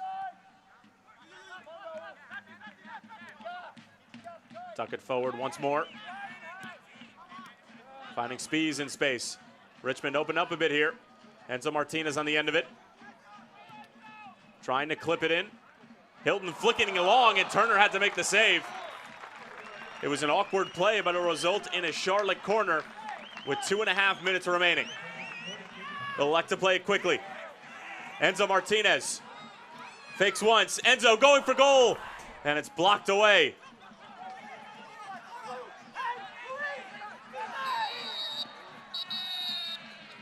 And it looks like there was a foul away from the play as Raul Gonzalez goes down in a heap. And it's going to be a yellow card issued, as it looks like it was Bilal Duckett. Or rather, it's going to be Joel Johnson called for the foul and issued the yellow card. Going back to that play, Martinez had that golden opportunity. I mean, it's a little frustrating. He did create that chance, created a great shot on goal, but exceptional job on Richmond's side to block his attempts.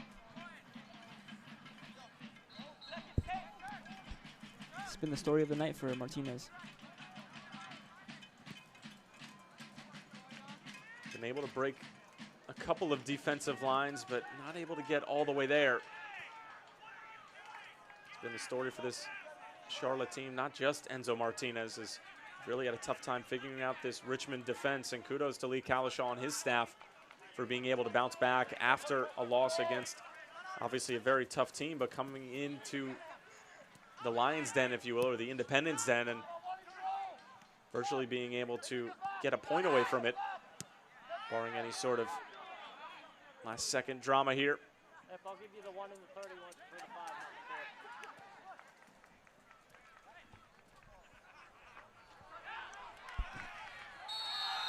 Alex Martinez taken down.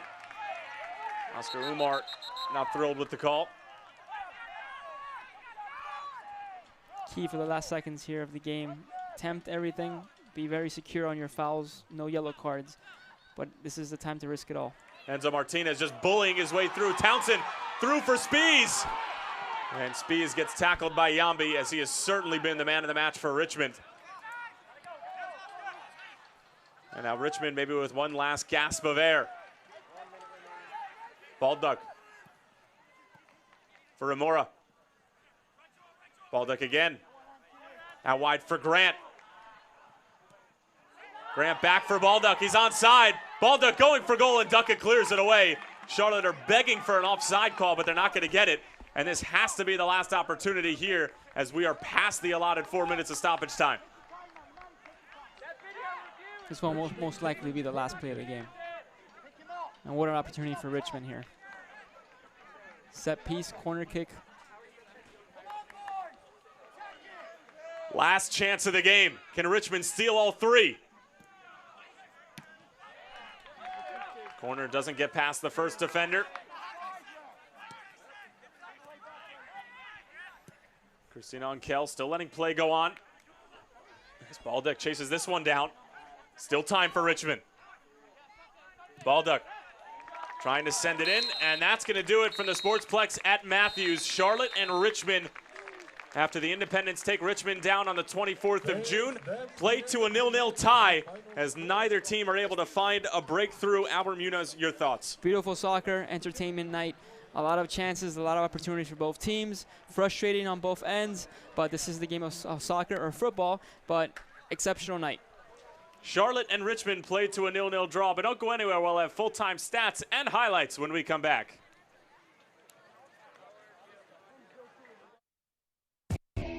We USL into the largest Division II professional soccer league in the world. And now the time has come to announce USL Division III, America's professional third division league, completing the U.S. pro soccer landscape. It's time for your town, your team, your game. D3 will fuel local pride and local passion, creating a new legacy for the beautiful game and inspiring its tribal following across the country. This is professional soccer, built on a disciplined financial model and operational excellence, featuring exciting venues to thrill fans in hungry new markets yearning for the game. USL Division III, professional, passionate, proven. Pro soccer starts here, coming in 2019. For more information, visit usld3.com.